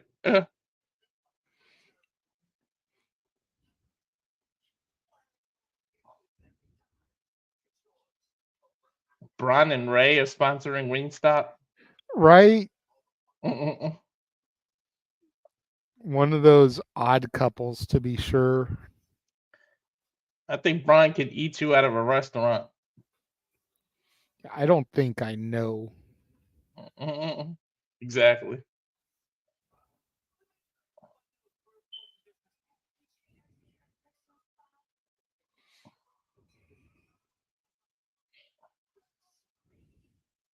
Well, while we're in full commercial, let's take the time to thank everybody who's watching across all of the channels on Jeff Meacham Network.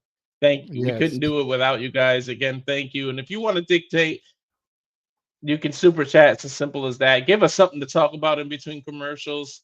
You can dictate any conversation by super chatting.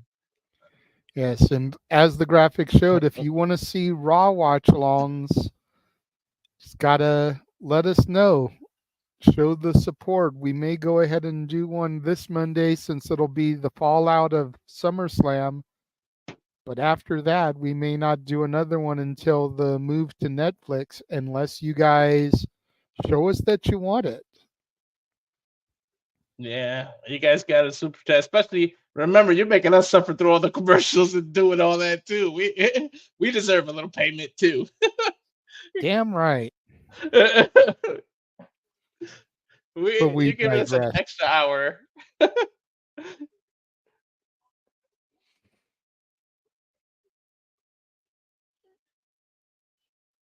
And there's what I was talking about. Yep. I don't even get to see Jade. Man, I wish you were going to be able to go to that. I'd find a way to send you my AEW Jade figure that I have, get her to sign it, and then mail it back. Yeah. God, I wish. You see what Jeff I'm surprised says they're right still there. showing the He's commercial. willing to. You see what Jeff is saying here. He's willing to commit if the demand is there for Raw and SmackDown. So you just got to let us know. And you know I'm always down. We need to get my some more content is the water that helps my channel grow. So we need it. Exactly. Okay, this I don't get. I mean, I get to a certain extent they got a show for Fox and everything because they're on Fox, but why would they promote something that kicks off opposite of SummerSlam? Right? It's like tomorrow night is baseball night in America. 3 baseball games here on Fox, but we want you to watch the Peacock Network and our PLE. What the hell? That is a demand by the network, not I the know, company. and I said that I said and it was. Sucks. Oh God, here we go.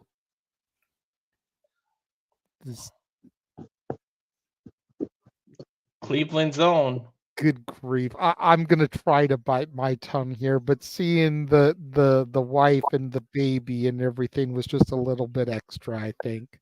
And was I guess you're trying to right put now? over the fact that he's the hometown guy, but then you're probably gonna have him job and lose the titles with wife and baby and everything. There, it's like so come bad. on.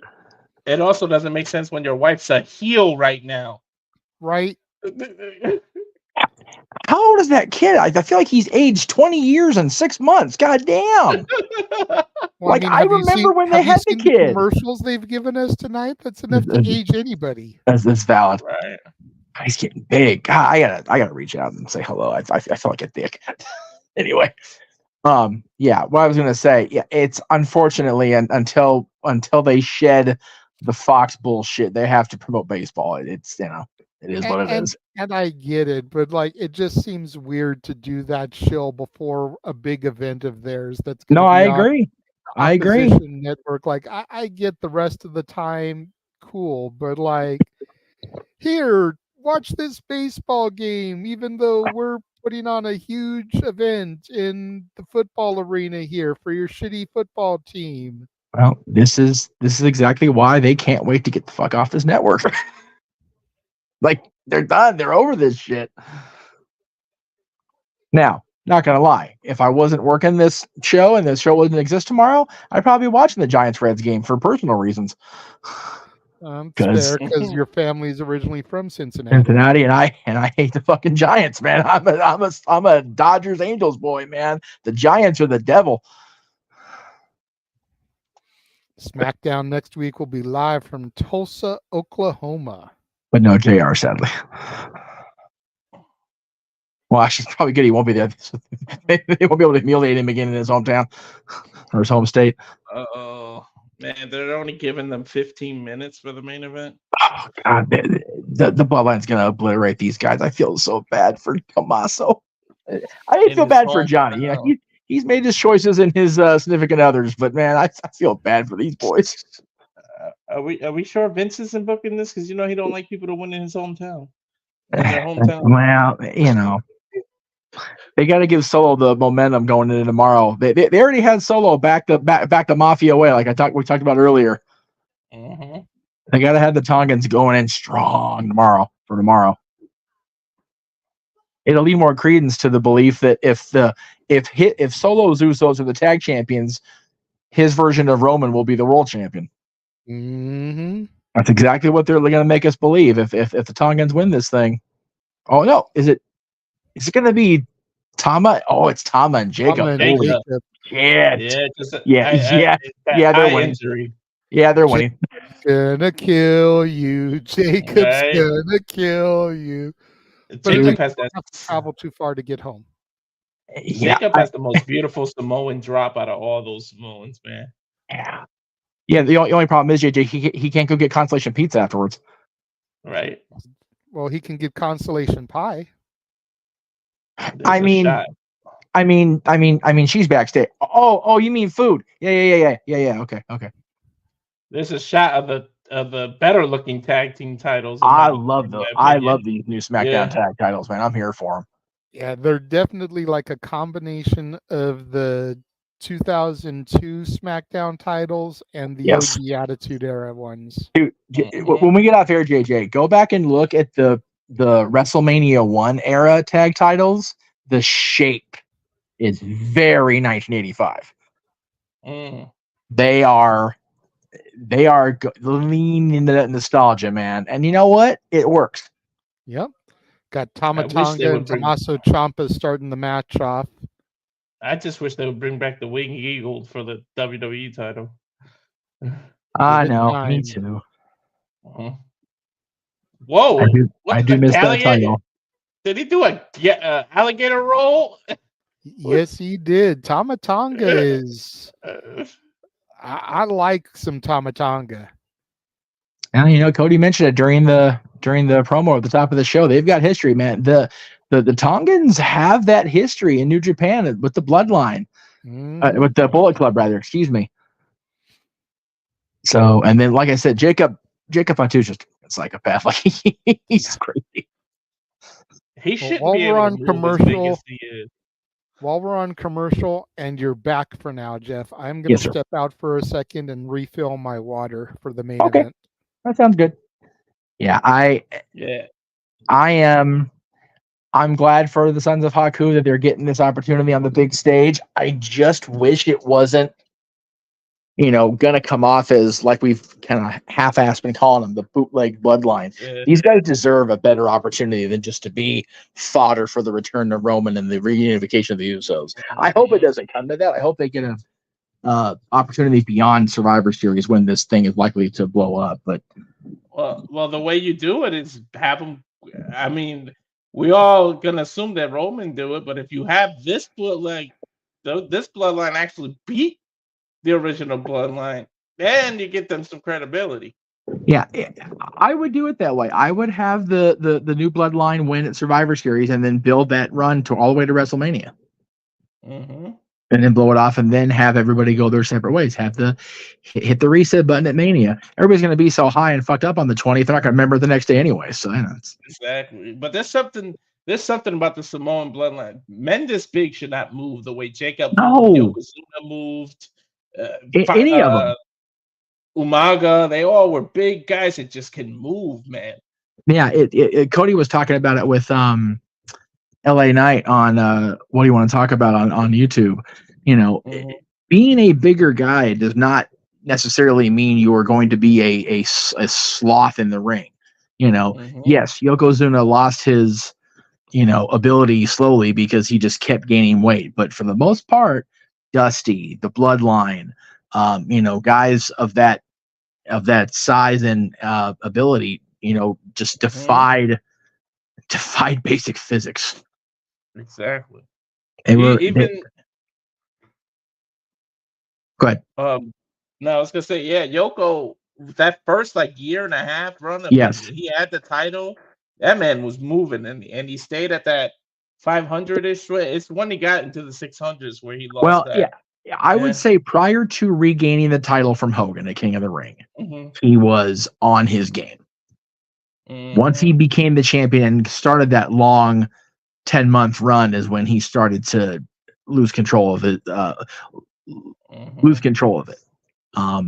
yeah, the first from Survivor Series or whenever he debuted in '92 all the way through to regaining the title from Hogan, he was just a sight to behold as far as the ability in the ring to keep moving and still maintain that girth. But yeah, once he lost to WrestleMania 10, it almost seemed like he just whatever about it. And I'm not trying to speak ill of somebody that can't come here and defend themselves or whatever, but it wasn't for, like I said, I'm literally going back and watching that era of wrestling right now. So I just watched WrestleMania 10 this last week.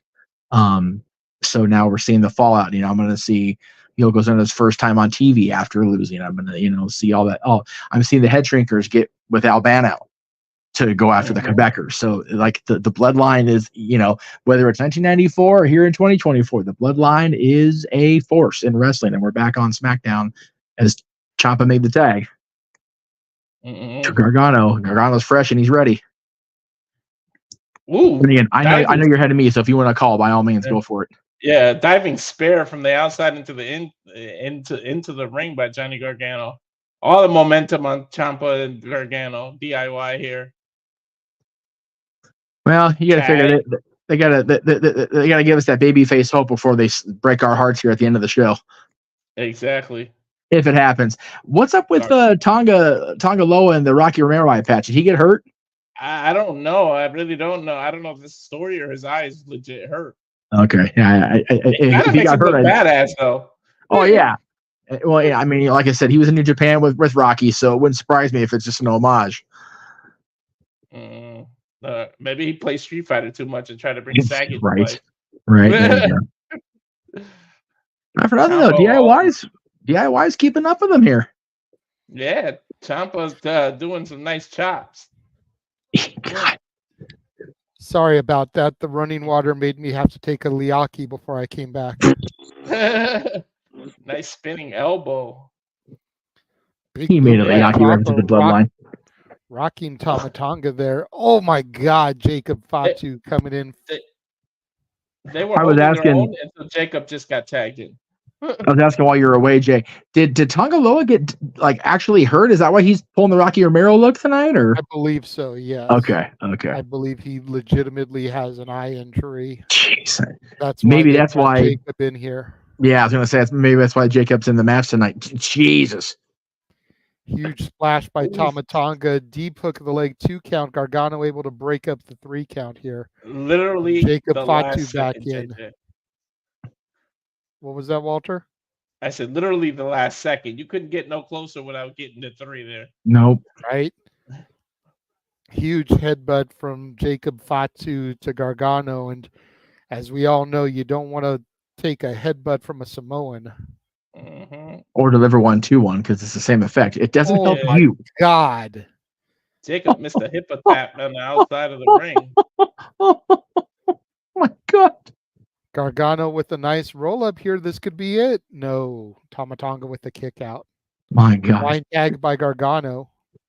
That freaking hip attack is Shatter still fucking with me. Shatter machine, JJ. Yep. And Gargano's feeling it. Oh, they take it too long. Ciampa's got to get out of the ring though because he's not the legal man. Samoan Spike from Solo Sikoa takes out Ciampa. Damn that Solo. Was that Oh Rhodes? My God. Did he just use Cody Rhodes' move? Definitely similar. Yeah. I mean, you got to figure that move's been around for a minute. It used to be called the roll the dice. But definitely very similar to the Crossroads. A lot quicker execution. Yeah, it kind of looked like he was. It was almost gonna be more of a Scorpion Death Drop reverse DDT, but like the Gargano kind of rolled into it. Yeah, Gargano with a pair of super kicks there. Yep. They gotta do something. Tongaloa back on the apron and a super kick from Gargano to Tongaloa. Make it 3 of a kind there. Damn. Gargano with a suicide dive to the outside, taking out Tama Tonga. Man, the Bloodline had the momentum, and Gargano's taking it right back. But yeah, you don't do that to Jacob. You don't make a Samoan land on his head. Yeah, that's Jesus. Super kick. Come on, Johnny. You're a fan of the history of the business. You should know better than that. Up Samoan drop. Shades of Umaga with that one. Beautiful Samoan drop. Yes. Best moonsault ever. Shades of the Fallen Angel. Oh, and an Impaler DDT.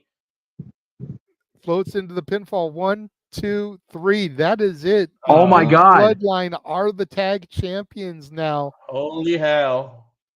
Oh, wow. Werewolf, Jacob Fatu, and Tama Tonga have claimed gold in Solo Sikoa's bloodline. Oh, this is 2 months into the debut. Acknowledge them. Wow. JJ, what is this? 2-3 months into the debut and they got titles? Probably well, Jacob came the latest for Tama Tonga, but Jacob Fatu is the most recent one. He's only been around for about a month. Yeah, that's true. Look at this again, the pop-up Samoan drop, and then the best moonsault ever, Shades of the Fallen Angel, Christopher Daniels, and then that Impaler DDT with a little bit of a twist to it. 1, 2, 3, and that is it. The Samoan Werewolf able to claim the gold for the bloodline. You got to wonder if they get to use the freeboard rule. And the gold draped on the tribal chief's shoulders. Is that foreshadowing what's going to happen tomorrow? This new tribal chief with gold on his shoulder. the rest of the bloodline with their ones in the air, acknowledging their tribal chief. And just as a friendly reminder, it is official from the opening confrontation. Bloodline rules tomorrow as Cody Rhodes looks to defend his championship against the tribal chief, Solo Sikoa. For the Combat King, Mr. Reliable Walter Cruz. For the man whose name is not on the marquee because that graphic was taken down, Jeff motherfucking Meacham. I am the Renegade of Wrestling, JJ Williams. Thank you all for tuning in to this impromptu watch along for WWE SmackDown. And again, y'all want us to do Raw and SmackDown watch alongs like we've been doing for NXT and Impact. Got to start showing that support. We'll do Raw on Monday, but anything after that, you're going to have to show some support, get some super chats in, let us know that you're going to be here for it. And of course, it relies on my work schedule. If I'm not working on a Monday or a Friday, then we'll do it. If I am working, then probably not, because Walter is only able to get a free trial to Hulu Live. He's not going to keep paying for it. Which here's your reminder, Walter, cancel. Mm-hmm. That way you don't get billed. Well, at least we're only a few weeks from, or a few months from SmackDown being on USA. I'll be fine with the sling. But yeah, I mean, all in all, it was a solid episode of SmackDown for the Go Home show. We had a good confrontation for Cody and Solo, setting up the show, getting the bloodline rules worked into things. We got the debut of the pink briefcase for Tiffany Stratton. We had Blair Davenport joining the Unholy Union, or at least, as a little bit of an ally. I don't know if she's going to be a full-on member of the team, but showing that she has an allegiance to them, costing Jade and Bianca their opportunity at the tag titles. We got new tag team champions. We had the next chapter in Melo versus Andrade. Pretty solid show. I'm curious to see what happens now tomorrow. I think tonight's SmackDown kind of upped what I was looking forward to and my excitement level for SummerSlam just a little bit. What about you guys? Like I said, I'm into it. If even if we were going to be covering, I'm definitely was going to watch. So I am all about tomorrow night. And like I was showing here a second ago, man, we've got at least 8 hours, probably more, of content tomorrow between SummerSlam Open and Mic Night. So please, everybody, make sure you're back here tomorrow at 6 p.m. Eastern, 3 Pacific for our coverage of SummerSlam. You two boys on the call, yes? Is that the plan? Mm-hmm. Mm-hmm. I believe we're looking to do a 3-man booth or rotating panel, because me and James have done SummerSlam the last couple years. Okay. But Walter's also kind of gotten into a groove here. So yeah, we'll just kind of see how James is feeling in the morning. If James is, swamped with stuff with his uncle, then it'll just be me and Walter. If James is able to step away from that stuff and devote and dedicate, then maybe we'll do a 3-man. Maybe we'll do me as play-by-play and them rotating in as color people. I'm not the greatest play-by-play man, but I feel like I did a decent enough job tonight. Yeah. I'm going to reach out to Big G if he wants to chime in during the World Heavyweight Championship match as well, kind of a lead into Berlin. That would be cool, yeah. Yeah, we got SummerSlam tomorrow, and as we've been touting for a couple weeks, our post SummerSlam edition Open Mic Night will be right after SummerSlam, and we do have our topics. God help us. Thanks to everybody on Twix this week. Good grief, Charlie Brown. But yeah, all in all, 8 hours of content in all likelihood, guys. So come on, check us out tomorrow across the multiverse of media, and yeah, just very much looking forward to it. It's gonna be a fun day tomorrow. SummerSlam's always one of those tentpole events for WWE, and it's been a big event for us the last 2 years.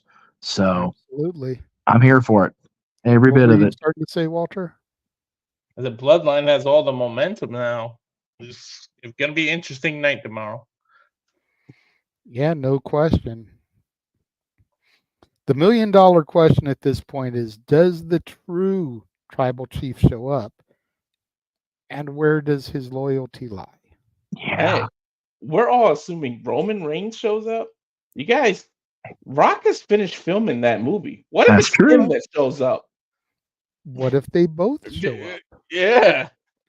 You know, I mean, I mentioned this on Simply Predicting last night, and I feel like I kind of got a little bit dismissed about it because no one thinks that Solo is going to win.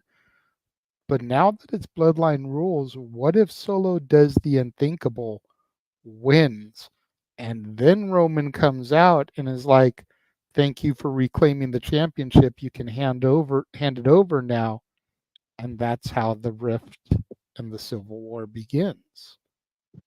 The rift that is. I mean, I'm not saying that I want Cody to be a 4-month champion, but we also don't need another 1,300-day reign. I would, and if it leads us to the Civil War and to War Games and puts Roman back on the other side, I'm here for it. Had Solo and the new Bloodline not already shown their allegiance against Roman, and then Roman walked out tomorrow and tried to take the title, and then they dropped him, I'd be more prone to believe it. But because they've already said, you know, Roman's not the guy anymore. He let us down. He fouled up. He flubbed, whatever you want to say. And then they took out Paul.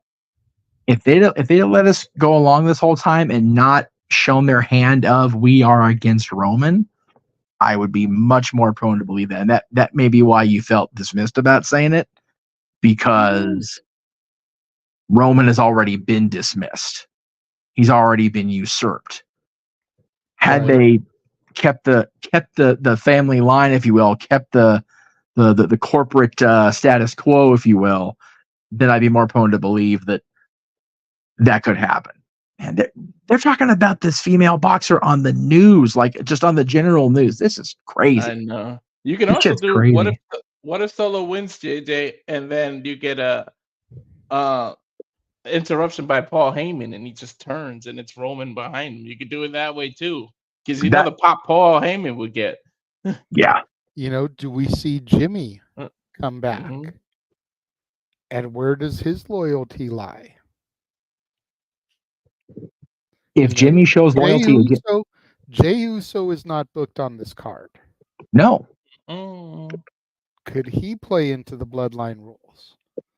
I was going to say they've kept everybody that was in the Bloodline away from booking tonight, or tomorrow night, rather. I don't think that's by accident. That's a fair assessment. Not at all. Yeah, Jay's been active. He's not booked. Jimmy's not been active since the Bloodline took him out. Roman's not been active since WrestleMania, except for that one social post the day after. Paul's not been active other than, you know, his typical Paul Heyman Twix and Instagram posts since the Bloodline took him out. And even now, Paul is still posting stuff on his Instagram feed and his Twitter feed about the story.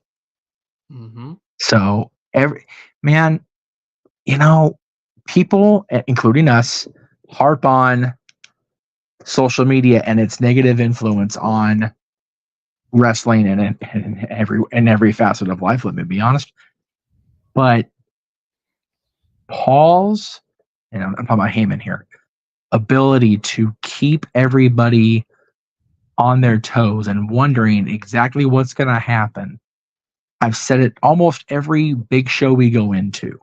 I love not knowing what is going to happen tomorrow. There are so many possibilities. It's very much like dealing with the multiverse movies. You open one door and you get a pathway to 40. Yep.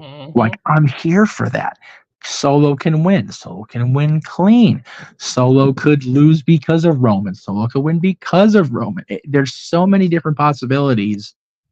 And I love that we have to guess. I'd rather not know. The unpredictability is what makes it watchable.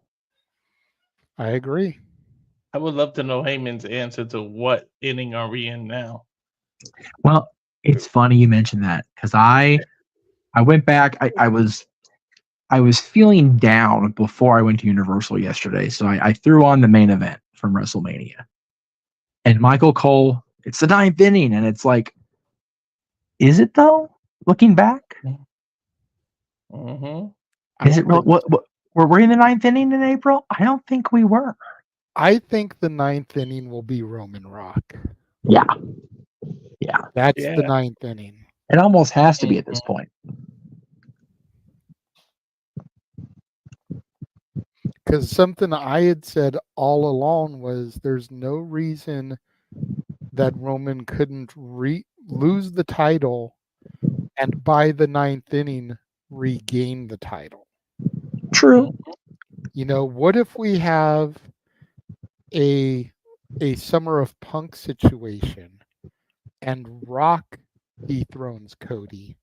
And even though we've said 100 times Rock Roman doesn't need to be for the title, it is for the title, and Rock drops it back to Roman. You know, it's like it's very much a possibility that could happen. It could very well play out that way. You never know. This it's just like I said at WrestleMania. There's so many turns to go through, and we just don't know what turn they're going to take. And I'm here for it. It literally, JJ, you'll appreciate this, and I think Walter. I don't know if you're a fan of the show or not. It very much feels like the rotating room on Once Upon a Time when you walk through that one door and everything shifts. And it's like, oh, okay, now we're going to walk into. If you're a Harry Potter fan, Department of Mysteries in Book 5. Rotating door. Don't know what's going to happen. Choose your adventure story. You know, just multiple combinations. I got a question for you guys. I love to choose your adventure stories. Those were good. Those were good shit, man. Absolutely. Far underrated. Yes. Before we start, I have a question for you guys because I ended up going into the SummerSlam hub on Peacock. There's a little row here. SummerSlam's biggest matches. Brett and Davey is in the group. Rock and Brock. TLC from SummerSlam 2000. Reigns Cena is listed very high. And again, I was there for that. I'm biased. Whatever. Fiend versus Balor is one of the options. What is it? Fiend versus Balor from what the hell SummerSlam was that? I hate this television in this damn room. It doesn't say what year it's from, but it had to be a recent one, obviously. Rollins and Balor from 2016, where Rollins buckle bombed Balor's championship went away. He was on the outside. Asuka versus Bianca versus Flair from last year is in this row. Like, man, some of the Hogan and Orton is on here. I quit. Never mind. I'm going off the hub. Mr. Perfect Bret Hart isn't on there from 91? Not in the first few matches. No, I was scrolling along to see what they were making important, but I saw Hogan Orton. I'm like, all right, that's enough of that shit. At least it wasn't Hogan and Michaels. Dude, Hogan and Michaels was a big match. It just was a shitstorm. It was hilarious as hell. Hogan and Orton. It was hilarious for all the wrong reasons. Yes. At least Hogan versus Orton was better. The build-up of Michaels Hogan was better than the match, though. Yeah. Hogan and Orton did exactly what it was not supposed to have been. Orton got no farther over than he was going in. That was a shit show, and it wasn't Randy's fault. JJ, holy hell. Ding just went off. That might be my next 10. We could do 10 matches that the build-up was better than the actual match. I would not be good at that one. That would be something you'd want to do with Jeff. Yes, that's valid. We got to do a lot of research, though. Woo! Well, I mean, just those two matches right there. The build was definitely better than the match, especially the Orton Hogan match. Good gravy. And even the bill was all that good. It was built around one thing, and it was so wrong. Was him wanting Brooke and then Hogan getting RKO'd on the car. Yeah. Hogan Michaels at least had a really good story that just went sideways for all the wrong reasons. The Larry King segment, my favorite. It was so good. They made a figure out of that, and I wanted to buy it despite my Hulkamania status. I know you do. I had it. Yeah, I know you did. Oh, right. Anyway, we're rolling around too much. Let's go ahead and sign off here. That way we can get some rest. Agreed. We've got a long day of broadcasting tomorrow. Yes. Again, kicking off at 3 o'clock Pacific, 6 o'clock Eastern with our pre-show coverage for SummerSlam. And then, of course, post-show open mic night. We're going to be talking about all those teams right there and probably some more. We'll probably have some post-SummerSlam stuff to discuss. Please super chat us. So much to go, and I've got to put in at least a few hours at work before I come in tomorrow to do the live streams. Yes. But yeah, let's go ahead, call it a night here. We appreciate everyone for joining us and tuning in. Low turnout tonight, but again, it was kind of an impromptu thing, so I'm not tripping about it too hard. But again, if y'all want us to add Raw and SmackDown watch-alongs to Impact and NXT like we've been doing, got to show those supports. Let's get the numbers up on the views. Let's get a bunch of likes on these videos. Share the videos with your friends. Post them in the wrestling groups that you're in. Tweet them out. Especially now that the Twitter won't allow us to stream on there anymore. Take the links from YouTube, put them in a tweet it out, spread the word about us. Yeah, Greg went ahead and subbed it for the month. He's going to see how his numbers do. If I like what I see, I may go ahead and pay for it come next payout, but we'll see. That's you. I'm not paying for a check mark. I understand that. But yeah, thank you all for joining us and tuning in. And producer man, since you're clicking on images and stuff, if you want to go ahead and roll that signature, we will see you guys tomorrow. Good night, everybody. The Jeff Meacham Network's Multiverse of Media. For over 15 years, the recognized symbol of excellence and the standard bearer in coverage of sports and entertainment.